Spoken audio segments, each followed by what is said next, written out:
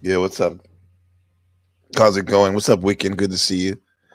Uh, Today's episode is Cursed by the Bible, Faithful and Discreet Slaves, Buddha Nature, Buddha Fields.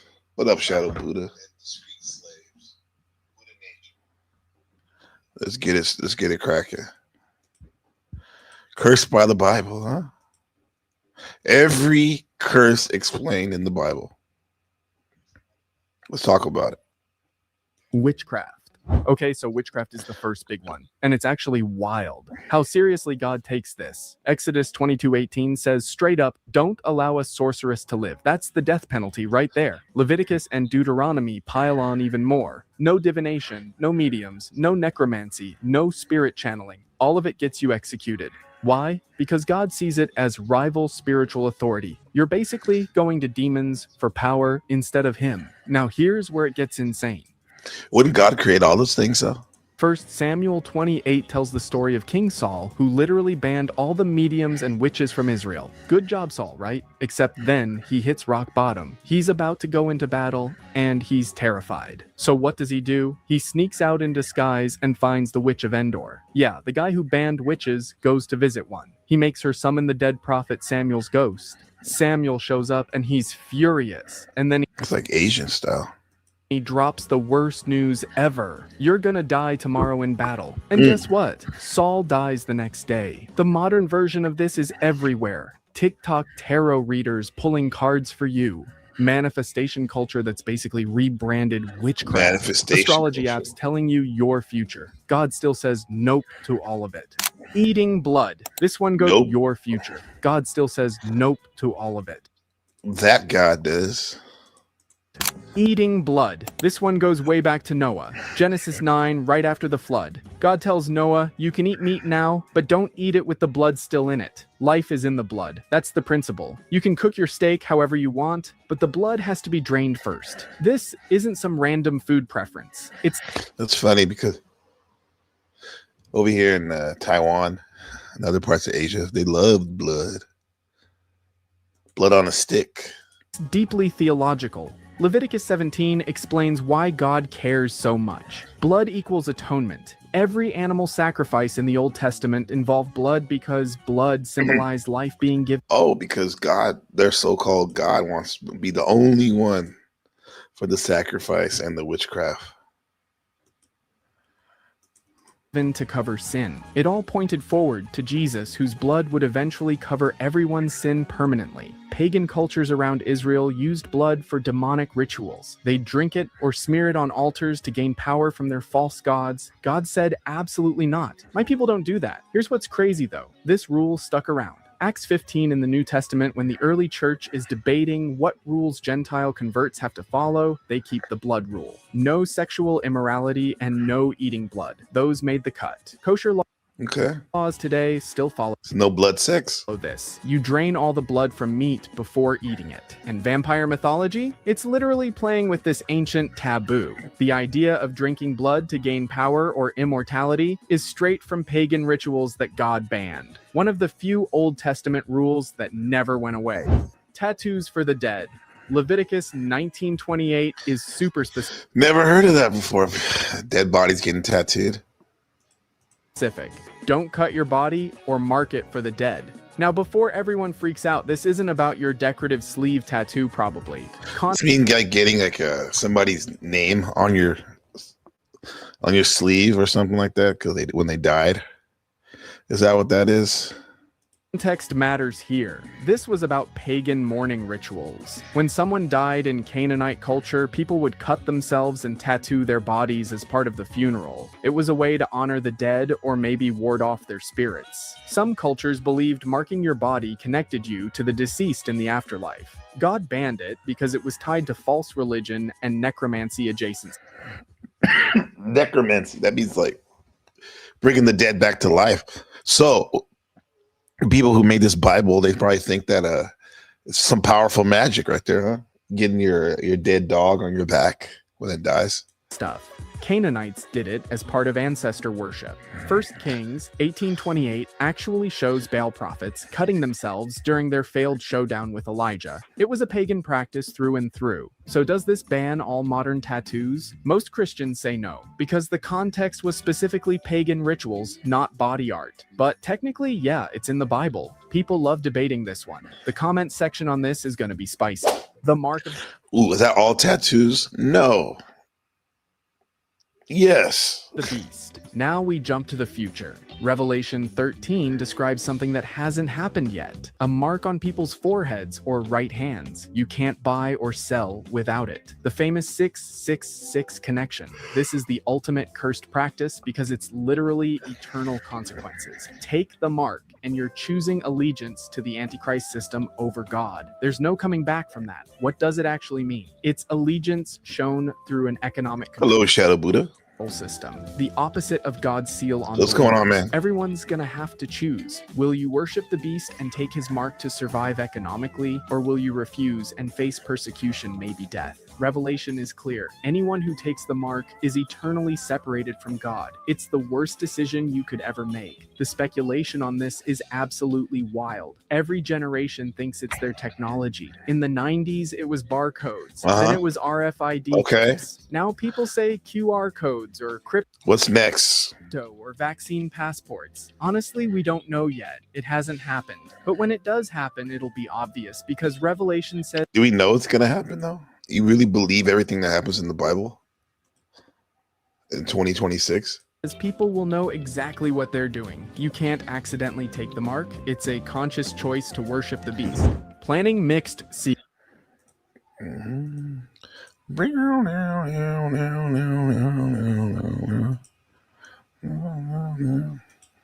Hey, what's up, Steven? Yo, what's up, man? What's up, my nigga? What be happening here tonight? What's up, man? What's up, man? What's up? What's up, my motherfucker? What's going on? Is Steven there, man? What's up, man? I'm trying to talk to Steven today. Is who? Who what? Steven. Is Steven there? I'm trying to talk to Steven. Steven? This be Black Jesus, my motherfucker. I be out from the hood. I'm more hood than that Frank Monday cockroach twerp. Okay, he's all right. He's fake. Well, yeah, I mean, yeah, he's a weenie. Yeah, but can you give me if you see Steven, give him a message. Tell him my bad. I wanted to let him on the other day, or like last month. I think last time I saw him, but I had a lot of shit going on on the panel. But anyway, I'll pass on the message to my brother. I appreciate it. Let's look at this. Help me out here. We're looking at these cursed things from the Bible. Are you down? Are you down, homeboy? I'm down, homie. I'm down with that. Well, let's do it. Let's do it. Yeah. Leviticus 19:19 says, "Don't plant two kinds of seed in the same field." Deuteronomy adds more details about this. It seems super random, but it's part of the whole purity symbolism thing. Everything in its proper place. Don't mix stuff that should be separate. Israel was supposed to be distinct from the pagan nations around them. Even their farming had to reflect that. This was about maintaining boundaries and keeping things pure. Symbolically, it represented Israel's call to be set apart, not to blend in with Canaanite culture or adopt their practices. Your crops stay separate. Your animals don't interbreed. Your clothes don't mix fabrics. Everything stays in its category. Modern farmers mix... All right, I don't know what they're talking about right there, but earlier they were talking about tattoos, bro. Like how getting tattoos of the dead is a bad thing. I was assuming if you are a nigga, a Black Jesus, that you would have had some of your dead homies tattooed on you. I'm a real OG. I'm a real nigga. I don't have any dead homies tatted on my ass, but some of these hoes be tatting up their arms, legs, back, the sleeves, titties, full sleeves, you name it, chest piece. I don't want to play with these chicks, these bitches that have the chest tats. I'd rather have. Oh yeah, that's bad. Yeah. I don't want them. I seen this one back in the day where the girl had a big ass and she had like a butterfly wing on each side of the ass. When she would clap it, looked like it was about to fly away. Her ass had wings. Yeah, exactly. like Oh, Red Bull. goddamn. What the hell? I think Steven would have liked it. Yeah. Crops all He the would have time laughed for at better that, yeah. yields, and nobody cares. This was ceremonial law that pointed to bigger spiritual truths. Christians don't follow it because Jesus fulfilled all the ceremonial stuff. But it shows how seriously God took the whole separation concept. I mean, since you're here, Black Jesus, I have to say, bro, like, I'm getting angry on your behalf in the sense that, like, all these motherfuckers be talking about Jesus this and God this. I was thinking, like, Jesus must be like, just like, what the fuck? Why are these people speaking for me? Yeah, You know, exactly. I hate that they're doing that. And they put this shit in with mixed fabrics. I don't give a shit if my followers are wearing leather with plaid and with polyester or denim jeans. I don't care if you be mixing fabrics. That doesn't affect me for shit. I mean, what does? damn. What is the top priority? What is it, like, loving, like Jacques Telcott says? Well, one of my hidden commandments is don't be a cockroach. I like that. Okay. That's one of the top ones. I tell people, don't be a cockroach. Don't be nasty. Don't be to people. Don't be a pest trying to ruin building cities, infesting people. I don't like when people do that. But if you love purple and gold and you love, I mean, this guy here, that was an imposter. That white Jesus. This guy right here. Yeah, that guy right there. He's an imposter. Kind of soft. He's not real. Yeah, he's kind of soft. Right? Yeah. He kisses up to evil, that guy, and he's wearing a stupid crown that looks like Queen Elizabeth might wear it or something. Right. That's not good. That's not a good look. Like your attire right here. It's very interesting. Like look at my look. I'm a rebel. I'm the true Jesus, Black Jesus. I got the bling on. I got the gold. I got the purple and gold. I've got watermelons to the horizon. There's a city behind me. And I got the Jim Crow little cartoon at my feet. He's like a pet. So he's below me. I'm telling my followers that I'm above that Jim Crow. Okay. Yeah, they love me. They love me. So I'm here to say I've triumphed over racism. I've triumphed over these white Jesus of the imposters that are out there that are fake. Yeah, they made it after some Julius Borgia or something like that. I mean, it's not even real. The white Jesus is he's a fake. It is like go ahead. He's just you live in where I live. You're going to be dark. You're not going to be white as snow.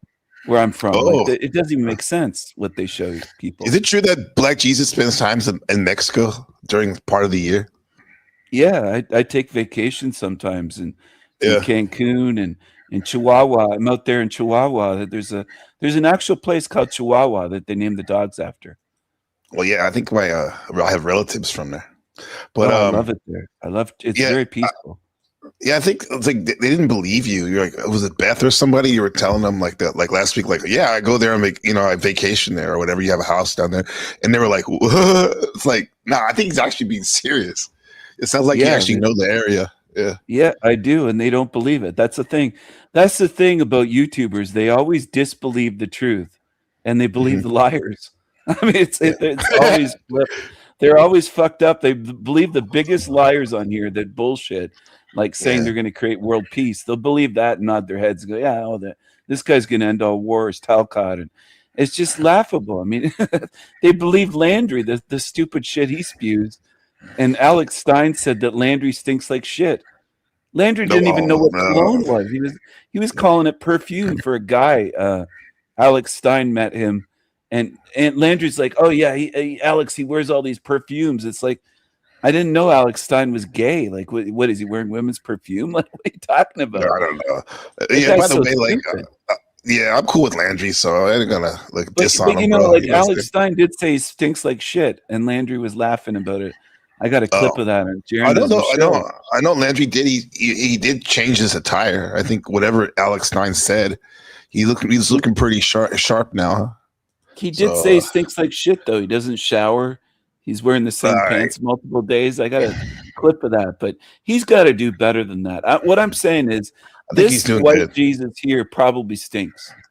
Yeah, He probably stinks. Smells like 'cause what? Look at the crown, and he's always wearing that same robe.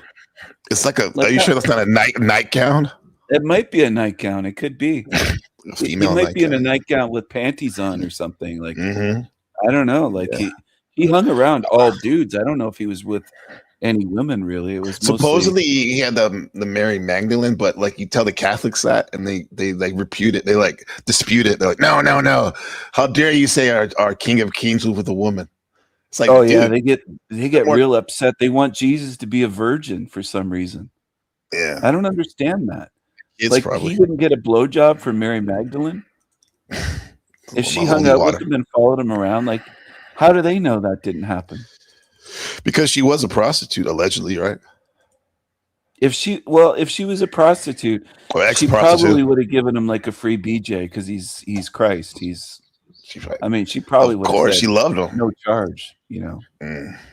Back then, temple prostitution. Okay, this one is dark. Canaanite and Mesopotamian cultures had fertility cults. Their religion said if you wanted good crops and healthy livestock, you needed to please the fertility gods. Okay. How? Through ritual sex at temples. Temple priests and Oh. priestesses were basically And this is like, yeah, I guess it's during the Babylonian times or whatever. Yeah, that's some sacred hood sex shit workers. right there. Though Worshippers would that's pay like money modern and have times. sex pretty much. with them as an act of worship. The idea was you're mimicking the gods having sex, which makes the Okay. land fertile. Asherah poles were wooden symbols of this Well, look at that. We're getting crass here. That's like a little baby shoot right there in the middle. Oh damn! Well, cult set up everywhere. God absolutely hated this because it mixed worship with sexual exploitation. It turned people into commodities for false gods. It degraded human dignity. but isn't that what a lot of these preachers do nowadays on the down low? They're very degenerate. They're Whatnot. pretending to be virgins and chaste, and they're fucking people in their congregation, basically. Yeah. Mhm. And promoted abuse. He told Israel, don't do this. Don't even think about it. But guess what? Judges chapter 2. Israel adopts it immediately, once they're in the promised land. They set up high places, which were hilltop shrines with temple prostitution. Okay. Good kings like Josiah would tear them all down. Then bad kings like Ahab would rebuild them. This cycle continued through the entire Recycle Old symbol. Testament. Israel just couldn't It's like recycling of the soul, right? quit. Yeah. Hosea's wife, Gomer, might have even been a temple prostitute, which makes his whole book way more intense. Revelation 17 and 18 bring this back symbolically. Mystery Babylon is called the mother of prostitutes and abominations. Just like that Aleister Crowley deck, except she's riding a lion, the lust card.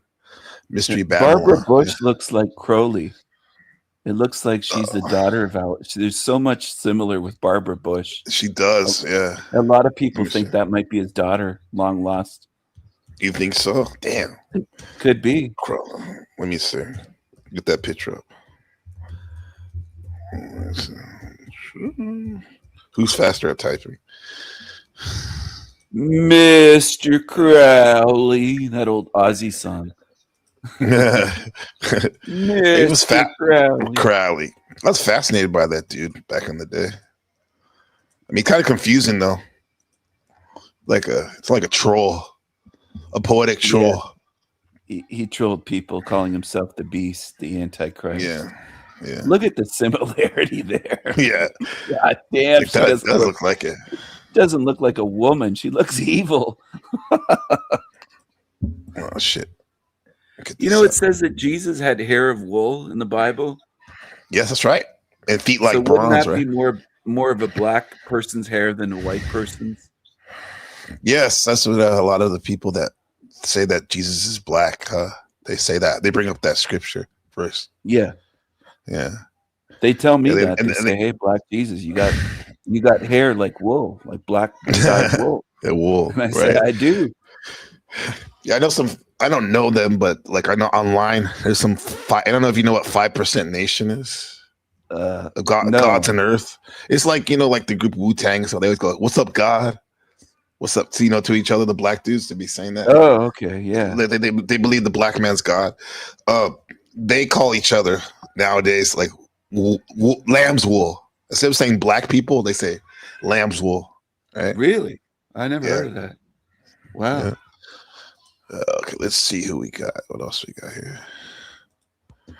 Black Jesus in the house. What an honor. It's a special night. Special night. Presents corrupt religious and political systems that prostitute themselves for power, and in the end, she gets completely destroyed. Human and child sacrifice. This is the absolute worst one. The thing God I mean, we can agree with that, right? Right, Black Jesus. That's not good. What was it?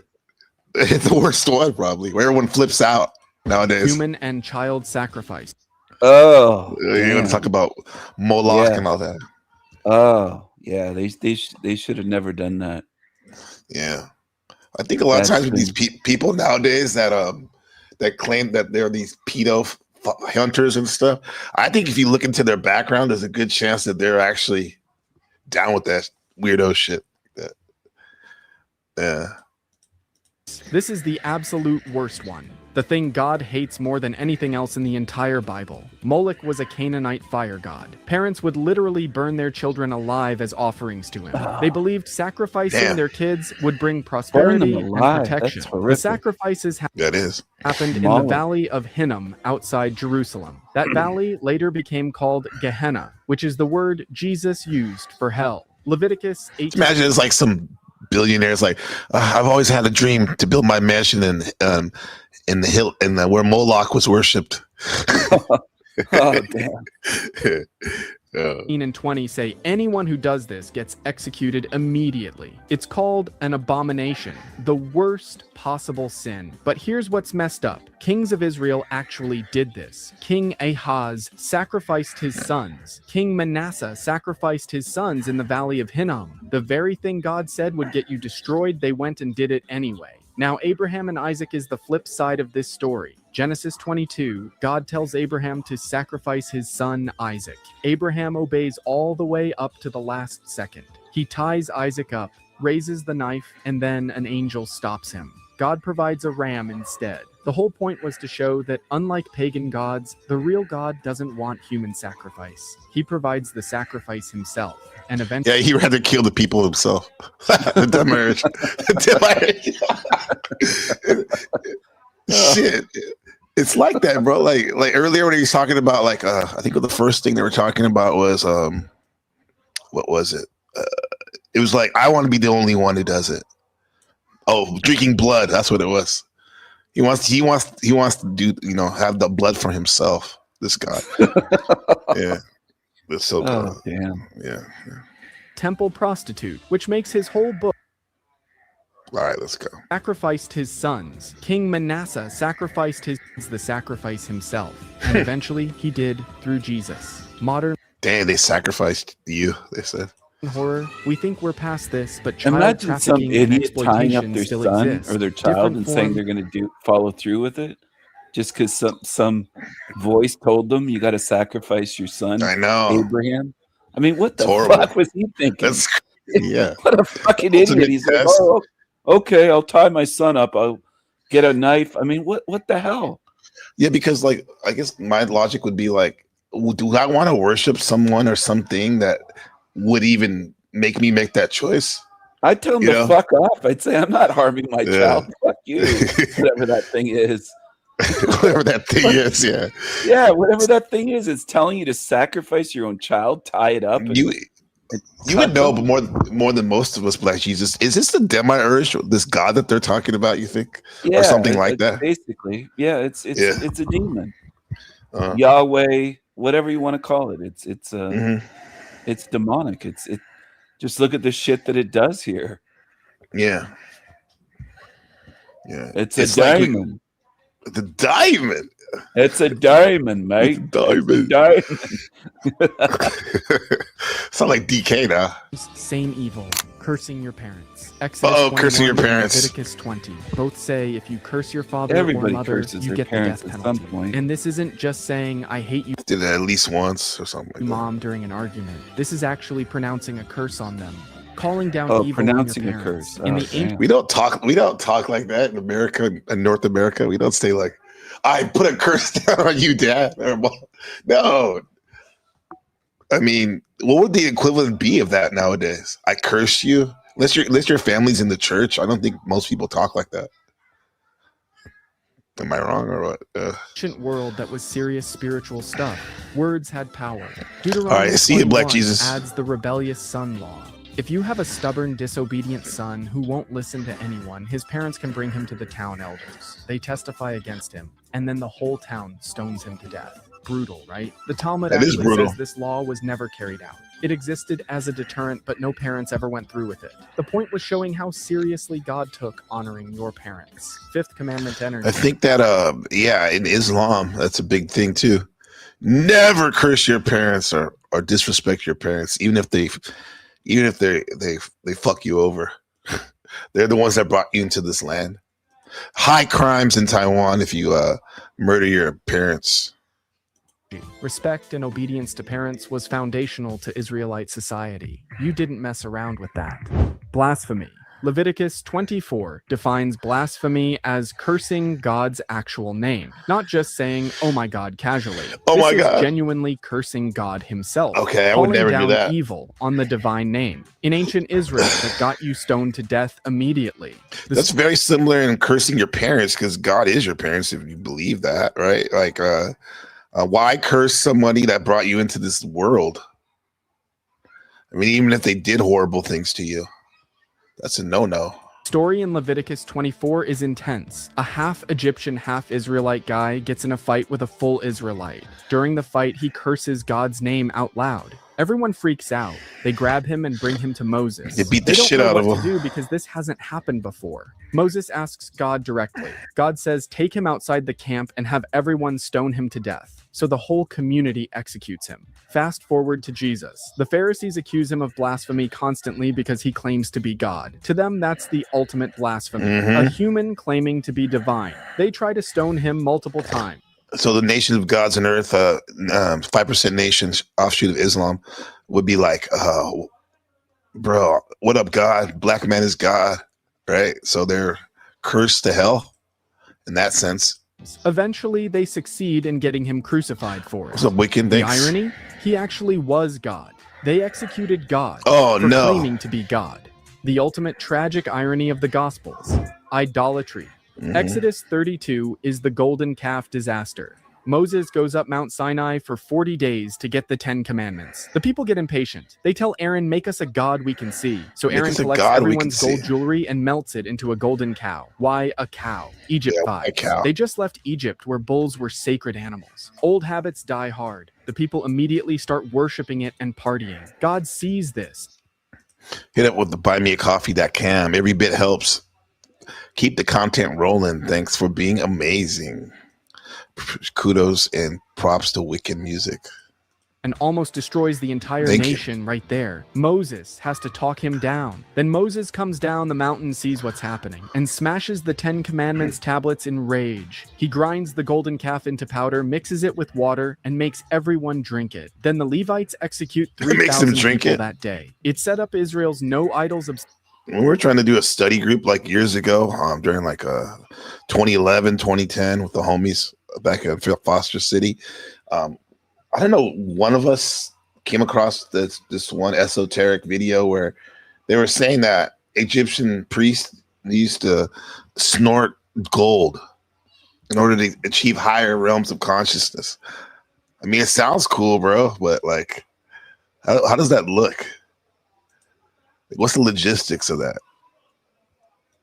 session for the rest of their history, but they still couldn't quit idol worship. Baal was the big one. Canaanite storm god and fertility cult leader. Israel kept adopting Baal worship over and over. 1 Kings 18 is the ultimate showdown. Elijah challenges 450 prophets of Baal to a contest. Whose god can send fire from heaven? Baal prophets pray all day, nothing happens. All day, Elijah baby. prays once fire falls from heaven. Then Elijah executes all 450 Baal prophets. Queen Jezebel tries to kill him in revenge. Modern idolatry isn't statues anymore. It's money, status, influencers, political figures. Whatever you prioritize over... Looks, money, status. Looks, money, status. Looks, money, status rules the world on a human level.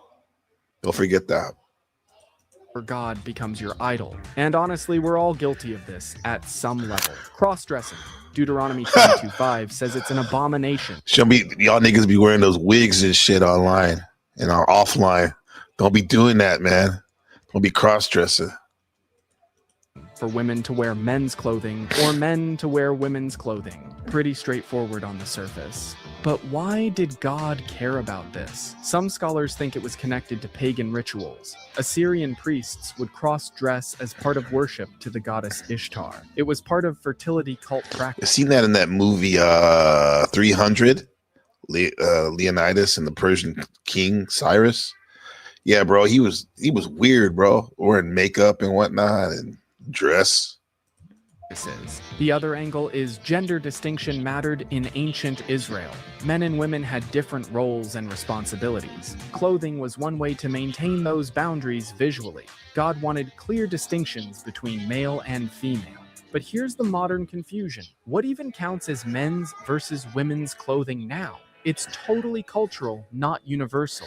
Nah, I saw this earlier in the year, or at the end of last year. My son's elementary school, it's a public school. They had a Christmas program, and like some of the hosts they hired, some young like college kids. Bro, the dude was wearing a dress, looked like Miss Doubtfire. I was like, what the fuck? The woman was wearing like jeans and a sweatshirt. I mean, he kind of looked normal. He's right. The author, the narrator in this video, like men and women can switch clothes a lot, but like it's not very noticeable when a woman does it.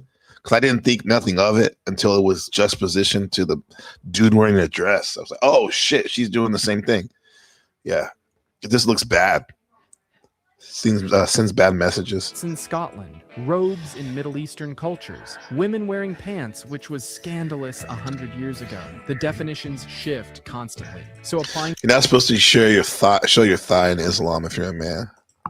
this law today gets messy fast. Breaking the Sabbath. Exodus 31 says breaking the Sabbath equals death penalty. God takes rest seriously. It's part of the 10 Commandments. Need to take 6 rest. days work, 1 day rest. No exceptions. The Sabbath No was exceptions. a sign of God's covenant with Israel. Breaking it meant rejecting the covenant. Numbers 15 has the most brutal example. A guy gets caught picking up sticks on the Sabbath, just gathering firewood. He gets arrested and brought to Moses. They're not sure what to do. So Moses asks God directly. God says, take him outside the camp and stone him to death. The entire community stones this guy for picking up sticks. That's how serious it was. Jesus flipped this completely. He healed people on the Sabbath multiple times. The Pharisees went ballistic every single time. They accused him of breaking the law. But he probably had something really cool to say that made sense. Oh, I already said. Jesus said the Sabbath was made for man, not man for the Sabbath. He's Lord of the Sabbath. He has authority over it. The point shifted from rules to relationship. Rest became about trusting God, not just avoiding works. Adultery. Exodus 20, 10th commandment. Don't covet your neighbor's wife. Leviticus 20 confirms death penalty for adultery. Both parties get executed, not just the man. Both the man and woman die. Ancient Israel didn't mess around with sexual sin. King David's What up to the homie young uncle Chris Lestrange. Good to see you, man. Good to see you, brother. Look at these cursed activities in the Bible. Top 15. Yeah. What say he about it? Dude, I went diving deep into Atwood. Am I saying it right? With Ninja and Yolandi. Man, they did some fucked up shit allegedly to their kids and whatnot. Crazy shit, bro. I'm sure some of the stuff they did are cursed on this curse list. Story is the most famous example. 2 Samuel 11. David's chilling on his palace roof and sees Bathsheba bathing. She's gorgeous. He's the king, so he just takes her. They sleep together. She gets pregnant. Problem is, she's married to Uriah, one of David's loyal soldiers. So David tries to cover it up. He calls Uriah home from war, hoping he'll sleep with his wife. Then people will think the baby is Uriah's. But Uriah refuses to enjoy his wife while his fellow soldiers are still fighting. He's too honorable. So David has Uriah murdered. He sends him to the front lines and orders the troops to abandon him. Uriah dies in battle. David marries Bathsheba, thinking he got away with it. No Then way. the prophet Nathan shows up. He tells David a story about a rich man who steals a poor man's only lamb. David's furious at this injustice. Nathan says, "You are that man." The baby dies. David repents, but the consequences haunt his family for generations. Murder, rape, and rebellion follow his kids. Jesus reframed this in John 8. Pharisees drag a woman caught in adultery to him. They want to trap him. The law says stone her. What do you say, Jesus? He says, "Let whoever is without sin throw the first stone." One by one, everyone leaves. Jesus tells her, "Go and sin no more." He shifts from condemnation to restoration. Wearing mixed... It's pretty badass. I mean, I don't think she can go back to her husband unless, I mean, he's down to work through that. But that's pretty cool what Jesus said right there. That's a really gut-wrenching, heartbreaking sin right there. Her, "Go and sin no more." He shifts from condemnation to restoration. Wearing mixed fabrics. Leviticus 19 says, "Don't wear clothes made of two kinds of material, specifically wool and linen blended together. Your polyester cotton hoodie is technically an abomination." Yes, really. Yeah. This is in the same chapter as other holiness laws. What's the reason? There's probably some practical reason. Why did God care? Purity symbolism again. Keep everything in its proper category. Don't mix what should be separate. Priests had specific fabrics they were allowed to wear for temple service. Like, I can see some like fucking racist bigot using that as a justification for not race mixing or whatnot. I wonder what the Bible says about that. The mixture rule reinforced boundaries and separation. Israel had to be distinct from pagan nations in every aspect of life, including their wardrobe. Homosexual practices. Okay. Genesis 19, Sodom and Gomorrah, the most infamous cursed cities in the Bible. The men of Sodom surround Lot's house and demand to gang assault his angel visitors. It's an attempted Gang rape. violent sexual assault situation. Lot offers his daughters instead, which is also... Yeah, for sure. Hey, what's up, TBD? I figured that, but like I could see somebody trying to twist it into that. Yeah. horrifying. The angels blind the attackers. Then God rains fire and brimstone from the sky. Okay. The cities are completely destroyed. Lot's wife looks back against orders and becomes a pillar of salt. This is where the term sodomy comes from. Leviticus 18. I'm thinking like her crime was looking back as God was punishing the city for their homosexual activities. Will that be like one could take from that? If someone's getting beaten because or destroyed because they're homosexual, one should not try to intervene or observe or feel sorry for them. I don't know. Help me out. A pillar of salt. This is where the term sodomy comes from. Leviticus 18 and 20 lists. Hey, Markella. It's super slow tonight. Yeah.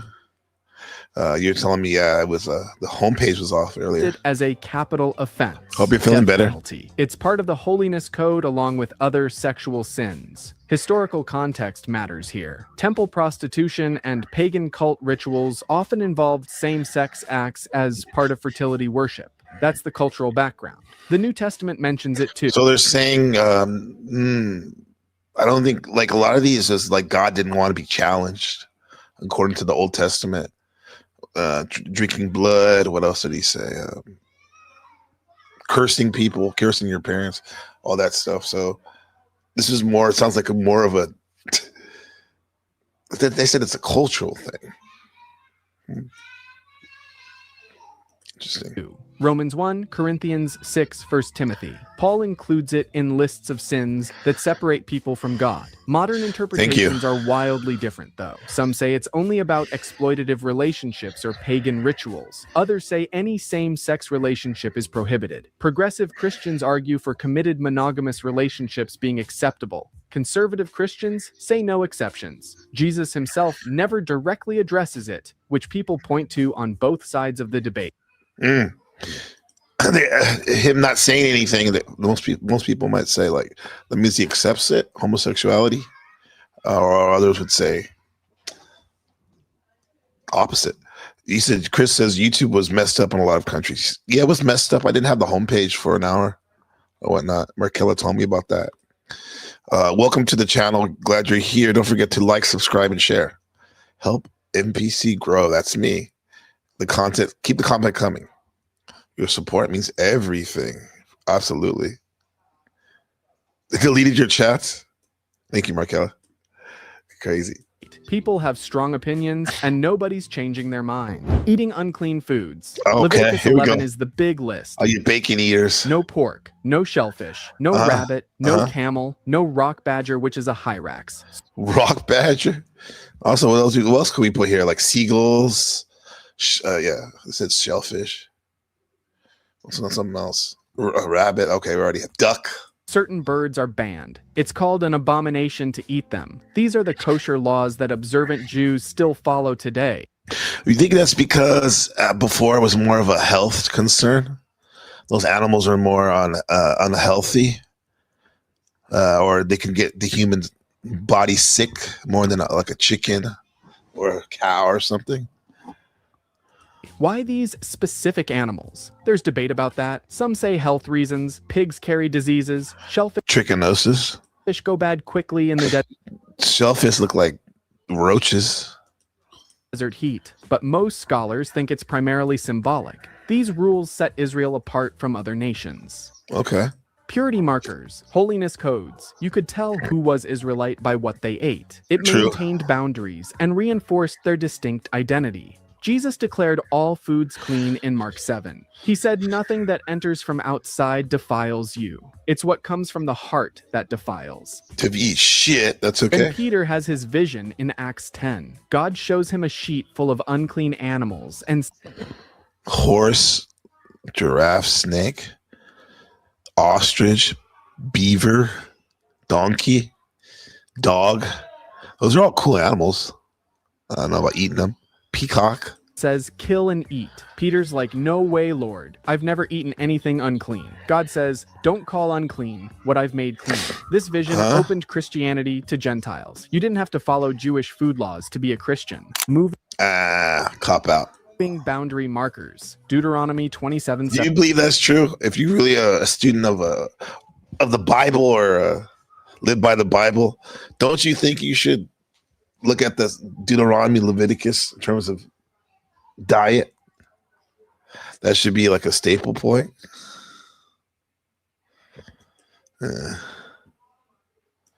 17. Cursed is anyone who moves their neighbor's boundary stone.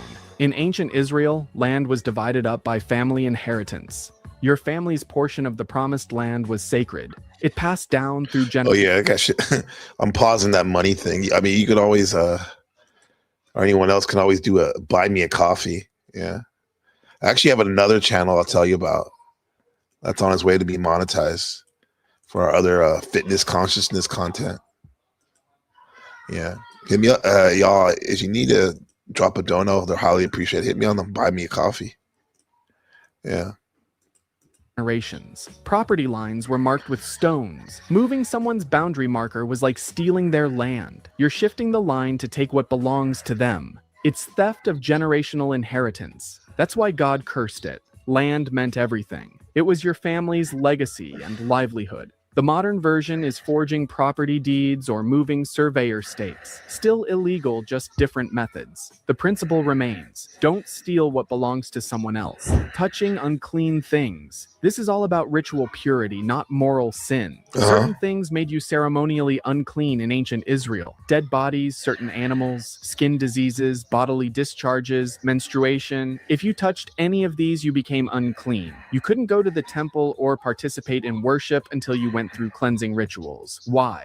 Access to God's presence was restricted in the Old Testament. The temple had barriers. Only priests could enter certain areas. Only the high priest could enter the Holy of Holies once a year. Unclean people couldn't approach God. The system maintained holiness and separation. It reminded everyone that sin creates distance between people and God. Jesus touched all these things on purpose. He touched lepers. He touched dead bodies. He touched bleeding women. Every single time he remained clean and they became clean. It showed he's above the purity system. He has authority over it. He's not defiled by sin. He cleanses it instead. So how does that work? And there's many different versions of Christianity. Does the New Testament contradict the Old Testament at times? And if it does the New Testament trump take priority over the Old Testament?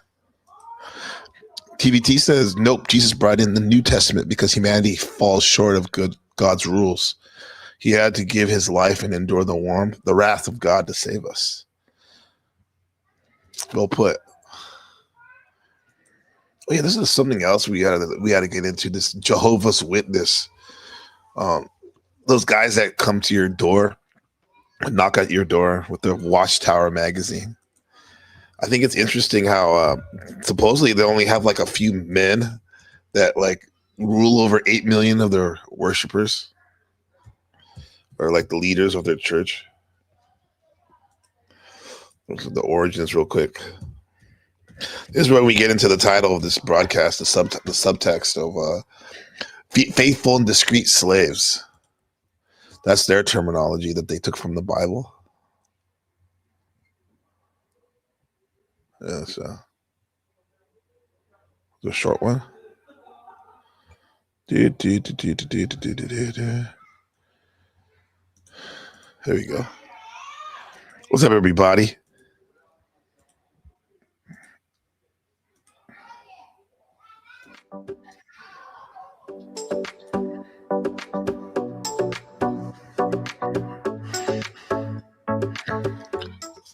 You may have heard of Jehovah's Witnesses. By the way, Chris, TVT, Markella, anybody that wants to come up, you're more than welcome to come up and chop it up for a bit on the topics. What do you think about these curses in the Bible?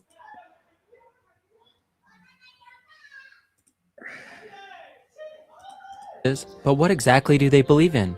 Hey, it's Dan Zimmerman, and welcome back to Illustrate to Educate.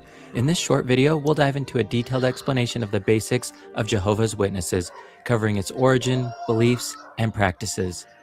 Let's first begin with their origins. Jehovah's Witnesses have their roots in the Bible student movement of the late 19th century. The movement was founded by Bible student Charles Taze Russell. These are people that like study the Bible, I assume, right?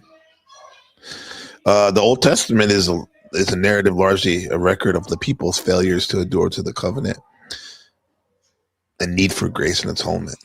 Hey, he sounds like a Bible student right there. That's awesome, bro. In the 1870s, Russell began publishing religious material and formed a Bible study group. In 1879, began publishing a magazine called Zion's Watchtower and Herald of Christ's Presence. 613. In 1931, followers officially adopted the name Jehovah's Witnesses. Russell began publishing. That's one thing, like growing up Catholic and whatnot, but then like years later, as I like got reacquainted with the Bible, I like the certain Baptist churches' interpretation, like how they always talk about Bible this, Bible that, how they just really focus on the words of the Bible, whereas the Catholics seem to focus more on the ceremonial aspects and other things. In the Bible student movement of the late 19th century. The movement was founded by Bible student Charles Taze Russell. In the 1870s, Russell began publishing religious material and formed a Bible study group. In 1879, began publishing a magazine called Zion's Watchtower and Herald of Christ's Presence. Dude, I tip my hat to people who can get a group together and try to talk about higher concepts. And as they relate to what's going on now in their regular life, that's what he was doing, right? And then he ended up even publishing, which is even it's freaking awesome to publish something.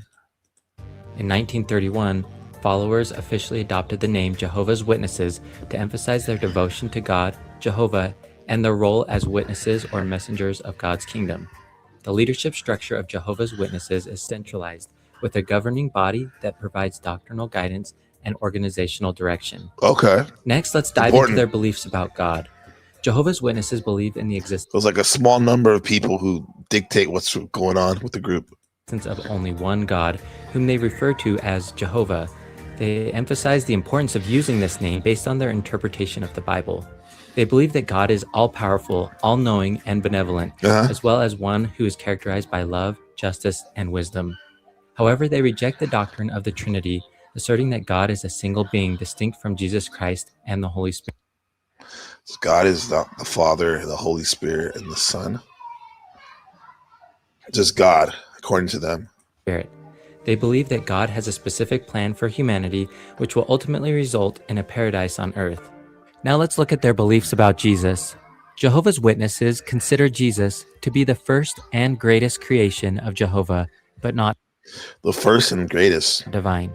They believe that Not divine. That's a first. That's a first. What's up, old friend? How's it going? Hello. Hello, my friend. Yo. Hello, my friend. Hey, How are can you? hear me? Yeah, I can hear you. What's going on, man? Too much, man. Where are you at? It looks like I'm still backstage. There we go. There you go. Yeah. Good to see you, dude. What you been up to, man? Oh, I'm just chilling. I'm a bit out of it there. I've messed my back up a couple days ago, so I'm pretty much down for the count for a little bit. It's one of those things that, like, when you're like pinched nerve type stuff, like where just the slightest movement can have excruciating pain. Yeah. It's like Ugh. I feel like I'm walking around and I look like a junkie on the street. You know what I mean? Like, Kensington Avenue status. it's lower back. I got a bad lower back, so Yeah, it sucks. Yeah. yeah. You think you're gonna bounce back though? Give it a week or two. You'll be able to be functioning at least better.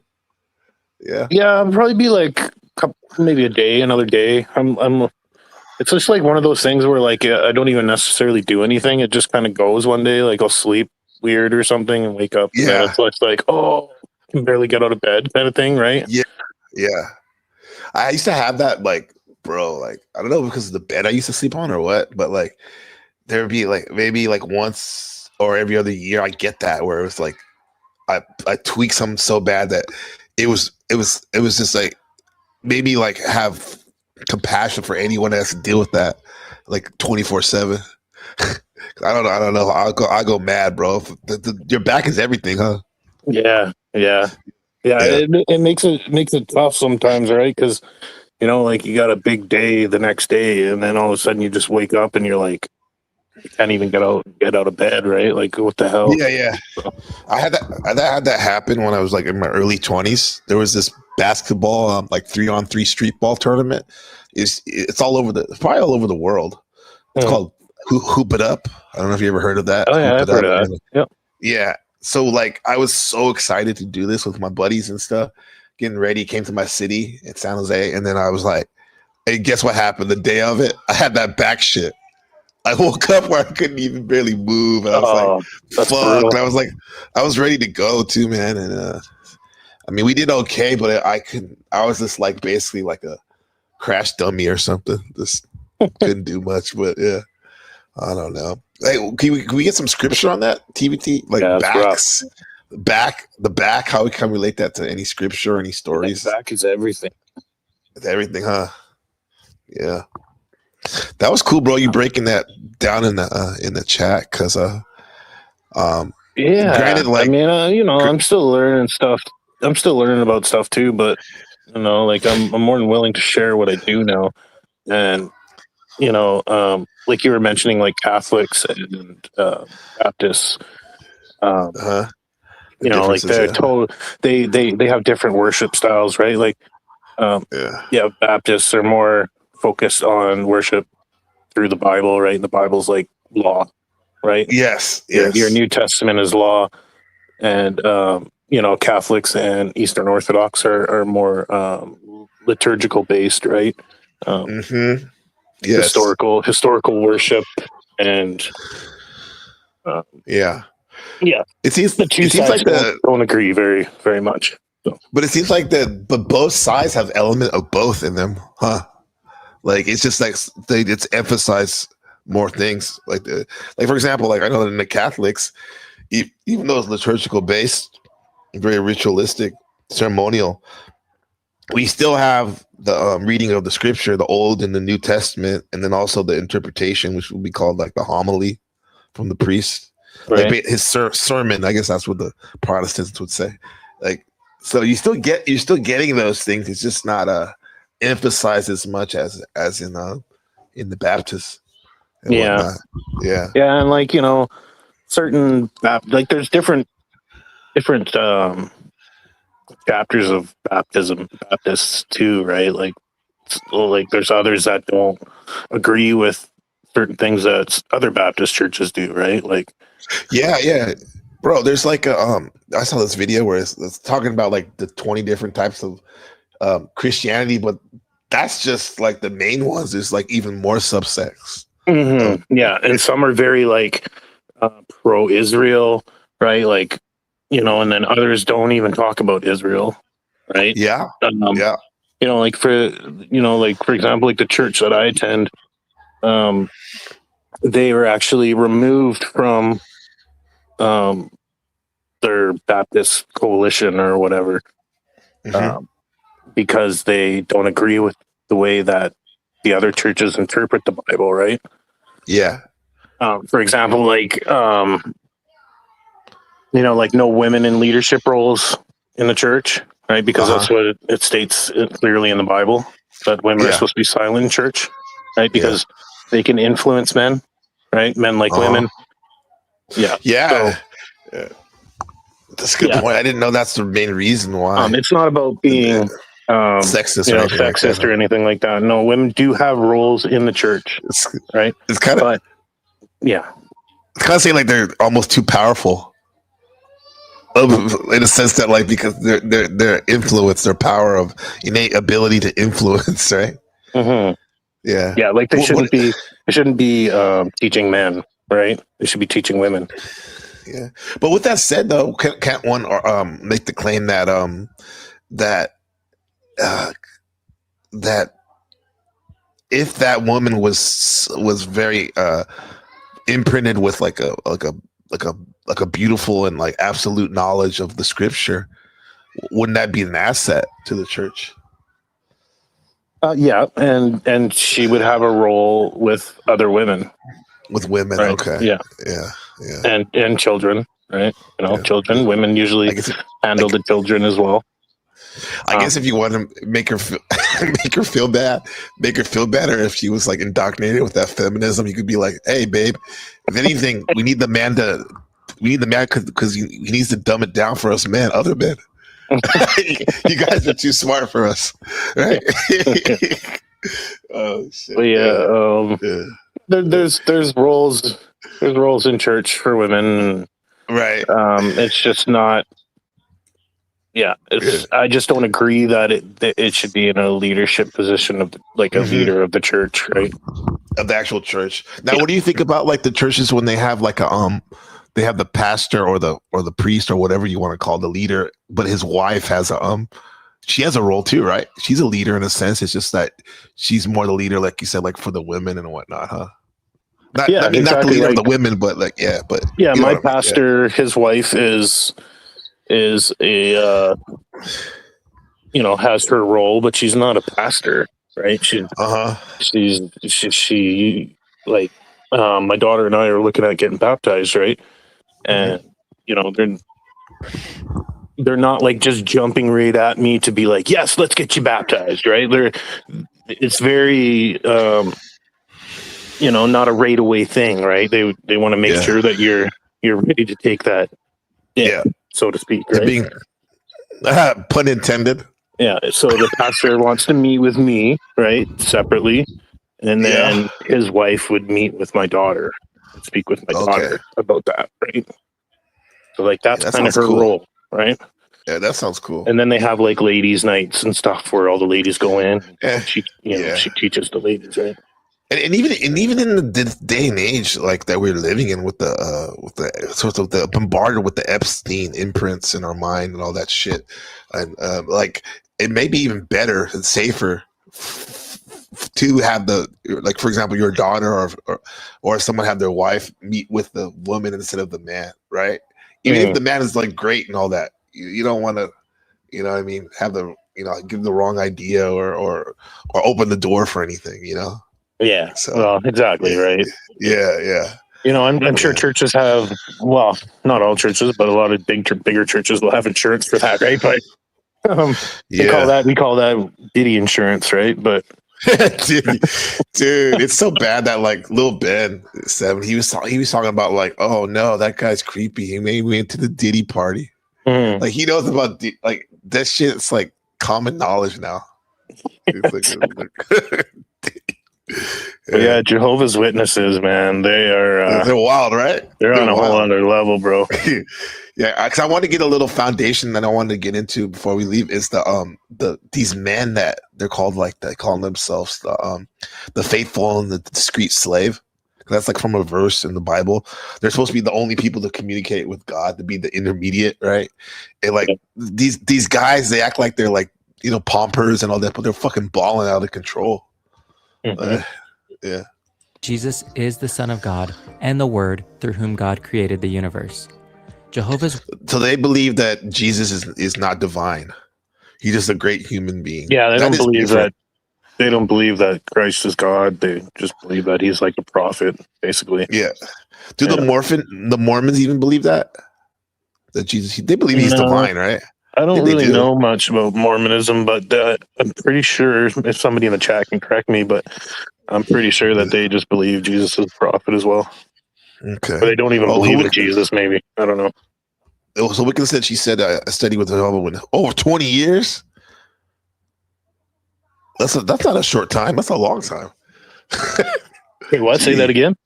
She said, Wiccan said, I studied with Jehovah's Witnesses over 20 years ago. Oh, over 20 years ago for a short time. I thought she said that for 20 years she studied with them. I was like, damn, that would make you one. Yeah. Witnesses believe that Jesus was a perfect human who lived a sinless life and sacrificed himself on a stake, not a cross. Which is, pause that. Which is absolutely ridiculous because there's no, without divinity, there's no way that any human can be perfect. It's impossible. Right. Which is why Jesus Christ had to, like I said, had to sacrifice himself for us. But it's not the fact that he just sacrificed himself, right? Like, imagine like having to endure the literal wrath of God, right? It's not just about like you just died, like you experienced the wrath of a God. You know what I mean? That's probably the easier part than the wrath of God, right? You know what I mean? Yeah, like even though the pain was excruciating, perfect, right? Probably he was a perfect man. He came here as a perfect man and God, and had to be punished for it, right? So it's like the worst thing that could possibly happen to you. Yeah. Why do you think they put him on a stake? Just to be different again? Just to be different? It's not a cross. Yeah, I don't know. I don't know on that. Humanity's sins. They do not believe in the traditional Christian concept of the bodily resurrection of Jesus, but rather that he was resurrected as a spirit. So Markella says, I can tell you too that Jesus was not way up on the cross. He was down low enough where people could slap him in the face and spit in his face. Yeah, that's in the Bible, right?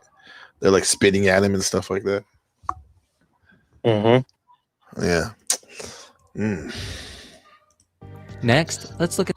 I'm trying to think that makes it coming back as a spirit doesn't hit as hard as as a man. Like, I mean, as he was resurrected as a man, that seems like a lot more high powered, right? Coming back as a man after he was killed, resurrected. Let's try to switch it up a bit. They do not believe in the traditional Christian concept of the bodily resurrection of Jesus, but rather that he was resurrected as a spirit. Some of these like religions just Next, let's look at like Jehovah's Witness. They just make this shit up, man. Like you just made it up. Yeah. Well, that's why I'm glad that we saw the beginning where it says it's basically based on a Bible study of the homies. Some homies got together, basically, right, and did a Bible study, and they had their leader, and he was like, "Okay, we're studying the Bible, but here, I'm gonna do my version of it." Right? Yeah. Text for Jehovah's Witnesses. Jehovah's Witnesses primarily rely on the New World Translation of the Holy Scriptures, which is their own translation of the Bible. They consider it to be what's the difference now? The guy has to tell us what the difference be the most accurate and authoritative translation. Besides the Bible, they also study various publications and books produced by the Watchtower Bible. What they write, kind of like Islam, where they have their Quran, but then they have their hadiths, which are people's interpretations of the Prophet's life, Muhammad. And Tract Society, their main publishing organization. Now let's look at their core beliefs. Jehovah's Witnesses believe that God's kingdom was established in heaven in 1914 and that What? it will soon bring about a utopian earthly Oh my paradise. goodness, Yeah. that's crazy. That date always comes up a lot, 1914. Two ways. Nation of Islam, they believe that that's when the white man will go down and the black gods will come, 1914. And that's also the date when Aleister Crowley did his ritual on Giza with his wife, where he said there would be a new aeon of like basically fuck shit. Like we're kind of like what we're experiencing now. So I wonder what about this date? That's an interesting date, 1914. Jehovah's Witnesses believe that God's ultimate plan is to restore the earth to a paradise state where faithful followers will live in harmony with nature and each other. They believe that salvation is only available to a limited number of individuals, specifically the 144,000 mentioned in the Bible. What is the Orthodox interpretation of that 144? Or what do you sure. think about that? I don't know anything about. You heard that Orthodoxy, number? really. I mean, not sorry, but what do you think about that number? Because I've heard that one too. That only 144 people will be saved. That's only 144,000. The 144,000 That's what I meant to say. are the Jews, are the Gentile Jews, right? The Jews that will wander the earth in the end times, but they'll be protected. Okay. Right, they'll be protected, but they will be left behind, and their duty will to be go around the world and preach the gospel. Ah, okay. They'll be protected, right? They won't be able to be killed. Okay, I see. That sounds like a lot more practical than things I've heard before. Yeah, exactly. Yeah. But yeah, no, they're probably. I mean, like, to be honest with you, right? Like, I would say that like maybe less than half the world's population would probably be saved. Right? Yeah. You know, maybe even like 500 million. You know, that's way less than half. That's crazy. Yeah, that's I mean, that's wild, bro. Like, if I was just guessing, right? Because not everybody's Christian, and then there's Christians that say they're Christian, but it's not in their heart, right? Yes. So, yes. What about people who are that don't say they're Christian, but they never knew about it, but they act like a Christian. I mean, you know what I mean? They might as well be a Christian. You know what I mean? Mm-hmm. I heard there's teachings on that too. Some of the churches teach. Yeah, well, I mean, God really only God really knows what's in the heart, right? So, you can stand there all day and say that you're a Christian and that you've accepted God into your or you accepted Jesus into your heart, because the only way to God is through Jesus, right? Because we're just awful sinners, right? We're terrible people. So if you ever hear a Christian saying that they're a good person, they're full of shit. Because there are no good people. There are no good people. Like, when you bear it down to brass tacks. Okay? Yeah. Because lying and murdering is no different to God. It may be different to us, but it's no different to him. Mm-hmm. Right? So yeah, if you ever hear a Christian saying that they're a good person, or they think that they're a good person, I think like they're full of shit. I think anyone that says that is full of shit. Yeah, like, I would recommend everybody to watch a documentary called American Gospel. That really shows you how confused people are in religion today. Mm-hmm. I heard American Psycho. He said American Gospel. Yeah, it's a great documentary. Put it in the chat real quick. Here we go. Oh, it's new. Oh, at least it was posted new. Here's American Gospel in the chat, y'all. What's up, Marilyn? Good to see you. Yeah, I wanted to let you know. I was going to let you know about the new channel starting on the 22nd. Hmm. We're going to be using that one. This is more for just I don't know, for fun, I guess, right here, this one. But like, this will be definitely about exercise, fitness, and consciousness. This one, Iron Banter. Here, I'll put it in there because I see Marilyn in there. Maybe she can tell Steelman too about it. So sub up to this channel. Okay. Iron Banter, of course, UTVT for sure. Iron Banter, what was I gonna say? God, I'm going blank. Crew. Yeah, Iron Banter crew. Yeah. Yeah, because I really don't want to tell anyone on the side. So except the chosen, the 114, no, the chosen people over here, because dude, I'm trying to break away from that algorithm. So yeah, so Marilyn, this is for you and a Steel Man. Right here. Sub up to that one. We're gonna be streaming from that channel on some more high powered stuff. Yeah, cool. Thanks. Buddha want me to let you know.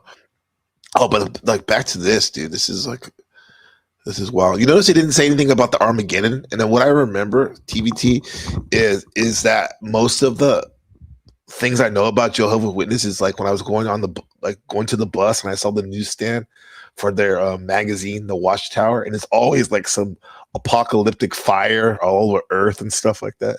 It seems like they really focus on that because there are some churches that really focus on that part, right? Apocalyptic stuff. Yeah, it's just really weird to me that they put a cap on how many people will be saved, because I mean the whole point of like end times and everything is so that we can save as many people as possible, right? Like, as many as possible. Yeah, like if you believe in the rapture, like some people believe in it, some people don't. But if you believe in the rapture, when those who are real Christians and did believe, they will be gone, right? And then the rest will be left to stay here, right? And that's where they get a second chance, right? Right. That second chance is important. But anybody that has died before then, unfortunately, they're not going to make it, right? Wow. Yeah. Do you believe I believe in divine, revelation, like natural revelation, right? So everybody has the ability to know. Like, I would be willing to bet there's not one person in the world that doesn't know the name God, right? Or even Jesus. They have to have some type of concept of it, I would think. There's natural revelation. Like, everybody has access to at least search, right? There may be some children or something like in other parts of the world, like Afghanistan or some other. Well, children aren't counted in this, right? Because children don't have the ability to make that decision, right? So I'd say before you're the age of self-awareness, like actual self-awareness, they're not responsible, right? So. Yeah, that's why it was important that every year they would do the census in the Catholic Church, even where in the parish where you stand up, all men and women. They count the men and then the women, right? And like they would always say 13 and up. So that's kind of true. Like when you're 14 or 13, you would think you should be able to comprehend some of these things, right? They're definitely not necessarily an adult legally or whatever, but you should know kind of what right and wrong is. It's just all about. I don't even know if it has anything to do with age necessarily. It would just be, God would know that you have the ability to believe in Him or not, right? Yeah. Without somebody telling you to, right? So I don't believe that God would leave children behind in end times. Right? I don't think so either. These individuals will rule with Christ in heaven, while the rest of the faithful will enjoy eternal life on earth. Jehovah's Witnesses anticipate an impending cataclysmic event. Often they said rule with Christ. Okay, Or like two as what are they? Armageddon. What are they like co-leaders or something? During which God will destroy the wicked and establish his kingdom on earth. Lastly, when it comes to religious practices, TBT, do you think we're in the end times now? And you might witness it in your lifetime. It's hard to say, man. I mean, Yeah. you know, I bet you people in World War II thought they were in end times as well, right? Oh, absolutely. Yeah. You know, World War One, et cetera, et cetera. The scary times. Yeah. I mean, I'm certain people across the world probably think that they're in end times, right? Like, look at the Christians in the Right. Congo, right? Right. Yeah. You know, they probably think that they're in end times too. It's really hard to say because there are a lot of signs that, you know, there's a lot of things that they talk about in Revelations that are happening. But you know, like God said, right? Like it'll come like a thief in the night, right? You'll never see it coming. Yeah, absolutely. Yeah. So that's why we have to prepare, right? Right. Like have your go bag spiritually. Yeah, live every day like it's your last, right? Yes. Yeah, absolutely. Because in the end, I mean, everyone has their own personal apocalypse or end time when you quote unquote pass away. Right. You're gonna have to be. You're gonna have to be there. You know. Yeah, I mean, all you got to do is, you know, in my opinion, anyway, is try to live as good as you can and try to follow the things that Christ teaches us and accept Him into your heart truthfully and fully, right? Right. And I mean, that's all you got to do. I mean, to say that you have to live perfectly and not swear and not sin is impossible. It's impossible for us, right? So yeah, it's funny when people like they chastise people for that. They're like, "Oh, you're not a Christian because you're not a Christian. You fake Christian." Yeah. It's like, well, I mean, fake Christian can work in some instances, right? Like a lot of people grifting to, you know, pretending that they're Christian, right? But yeah, but not just because you swore because you're angry in a moment of anger. Yeah. Whatever. Come on, man. But you know, Christ also tells us not to judge others, right? Because yes, I mean, like I was saying, in God's eyes, no sin is worse than the other, really.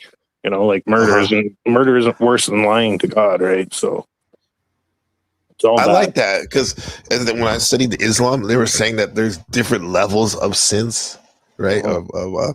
Which is like there's some unforgivable sins and stuff, right? Like obviously, you know, if you're constantly taking the Lord's name in vain all the time, right? Like He's not going to like that very much, right? No, it's not. Yeah. or you know, you accepted Christ into your heart, and then you turned away from Him, right? Yeah, that's one of the bad ones, right? Yeah, but yeah, I don't know. I don't know if there's really any sin that's totally unforgivable. Probably is. There probably is a couple.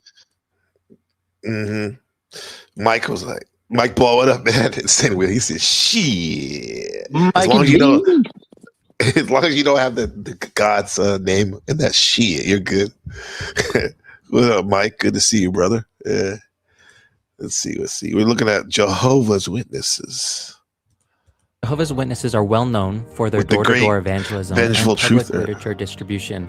They believe that this is their primary duty as witnesses of Jehovah.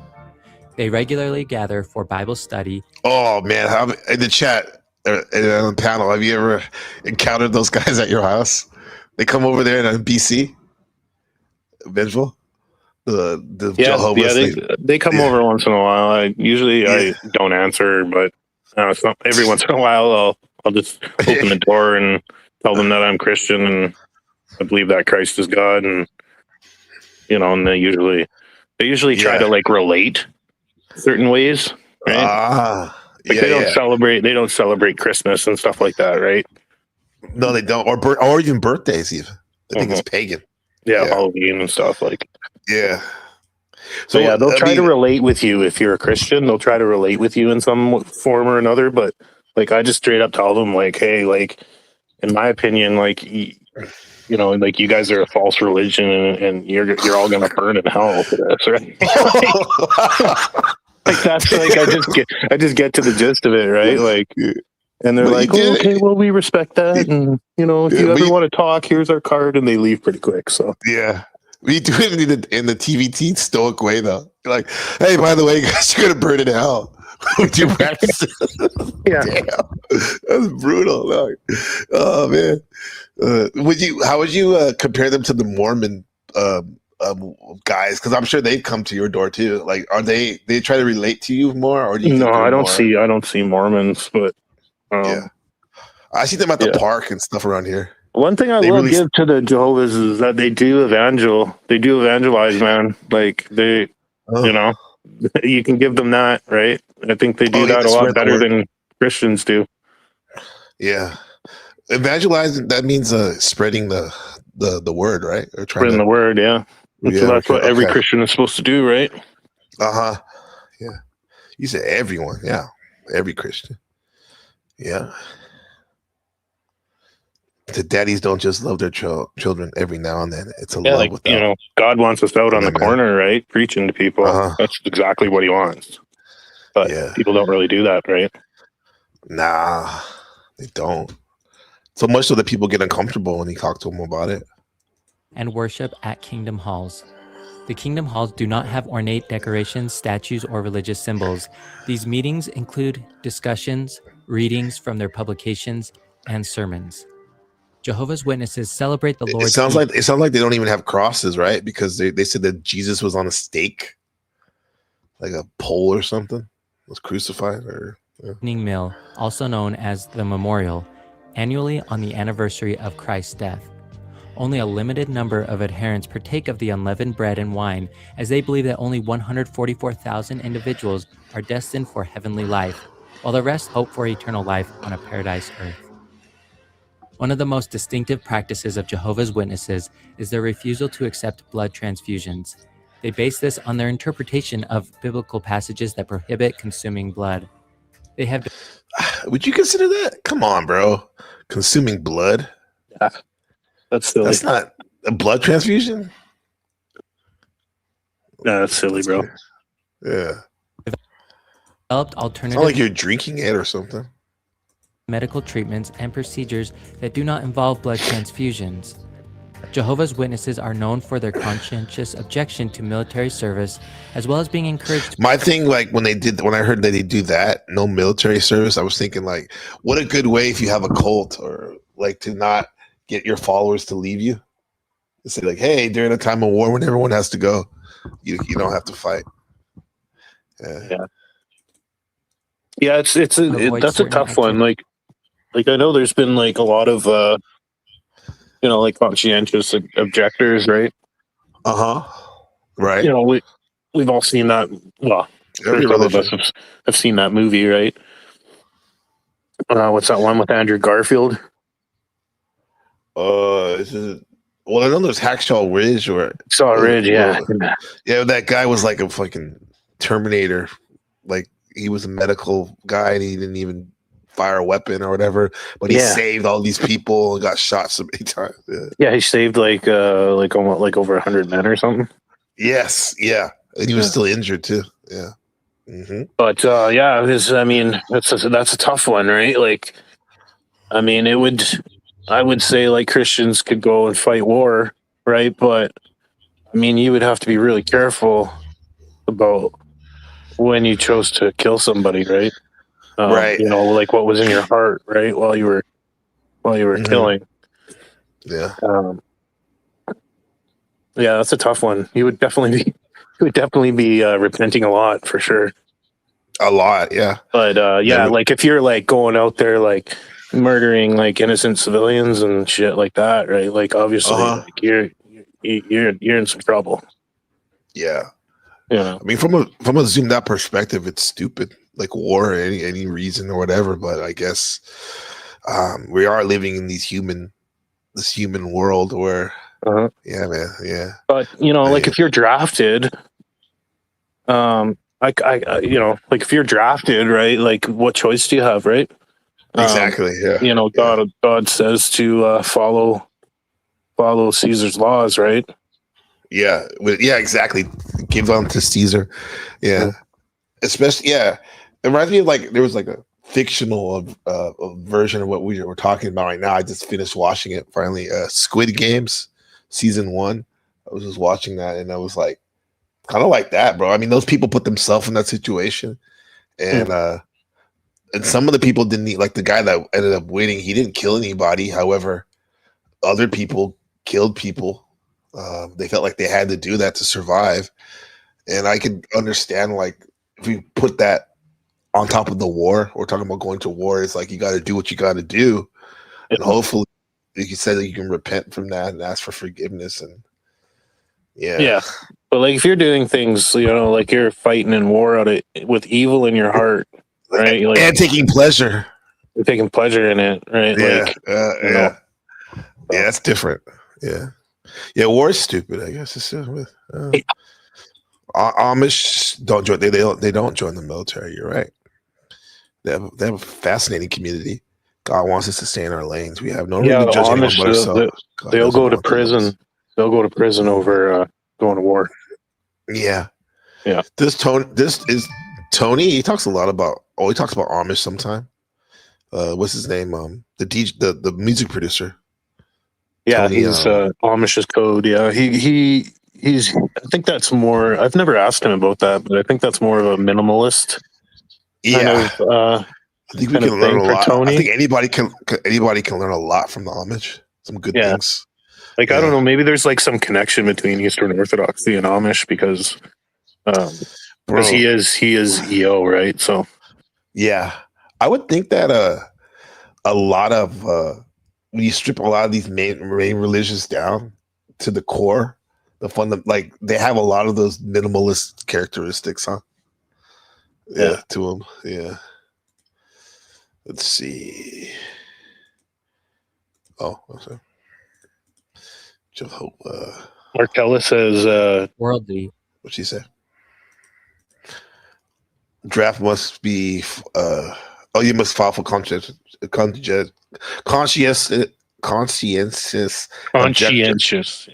thank you, conscientious objector classification via the selective service system. Yeah, you have some friends. Wow, some of my friends are Amish. Yeah. Or incompatible with their faith, such as celebrating birthdays and holidays such as Christmas and Easter, which they believe have pagan origins. They do not vote in political elections or participate in the military, as they consider themselves citizens of God's kingdom. Jehovah's Witnesses also abstain from saluting the flag or singing the national anthem because they view such acts as forms of idolatry. Wow, it's pretty extreme these days.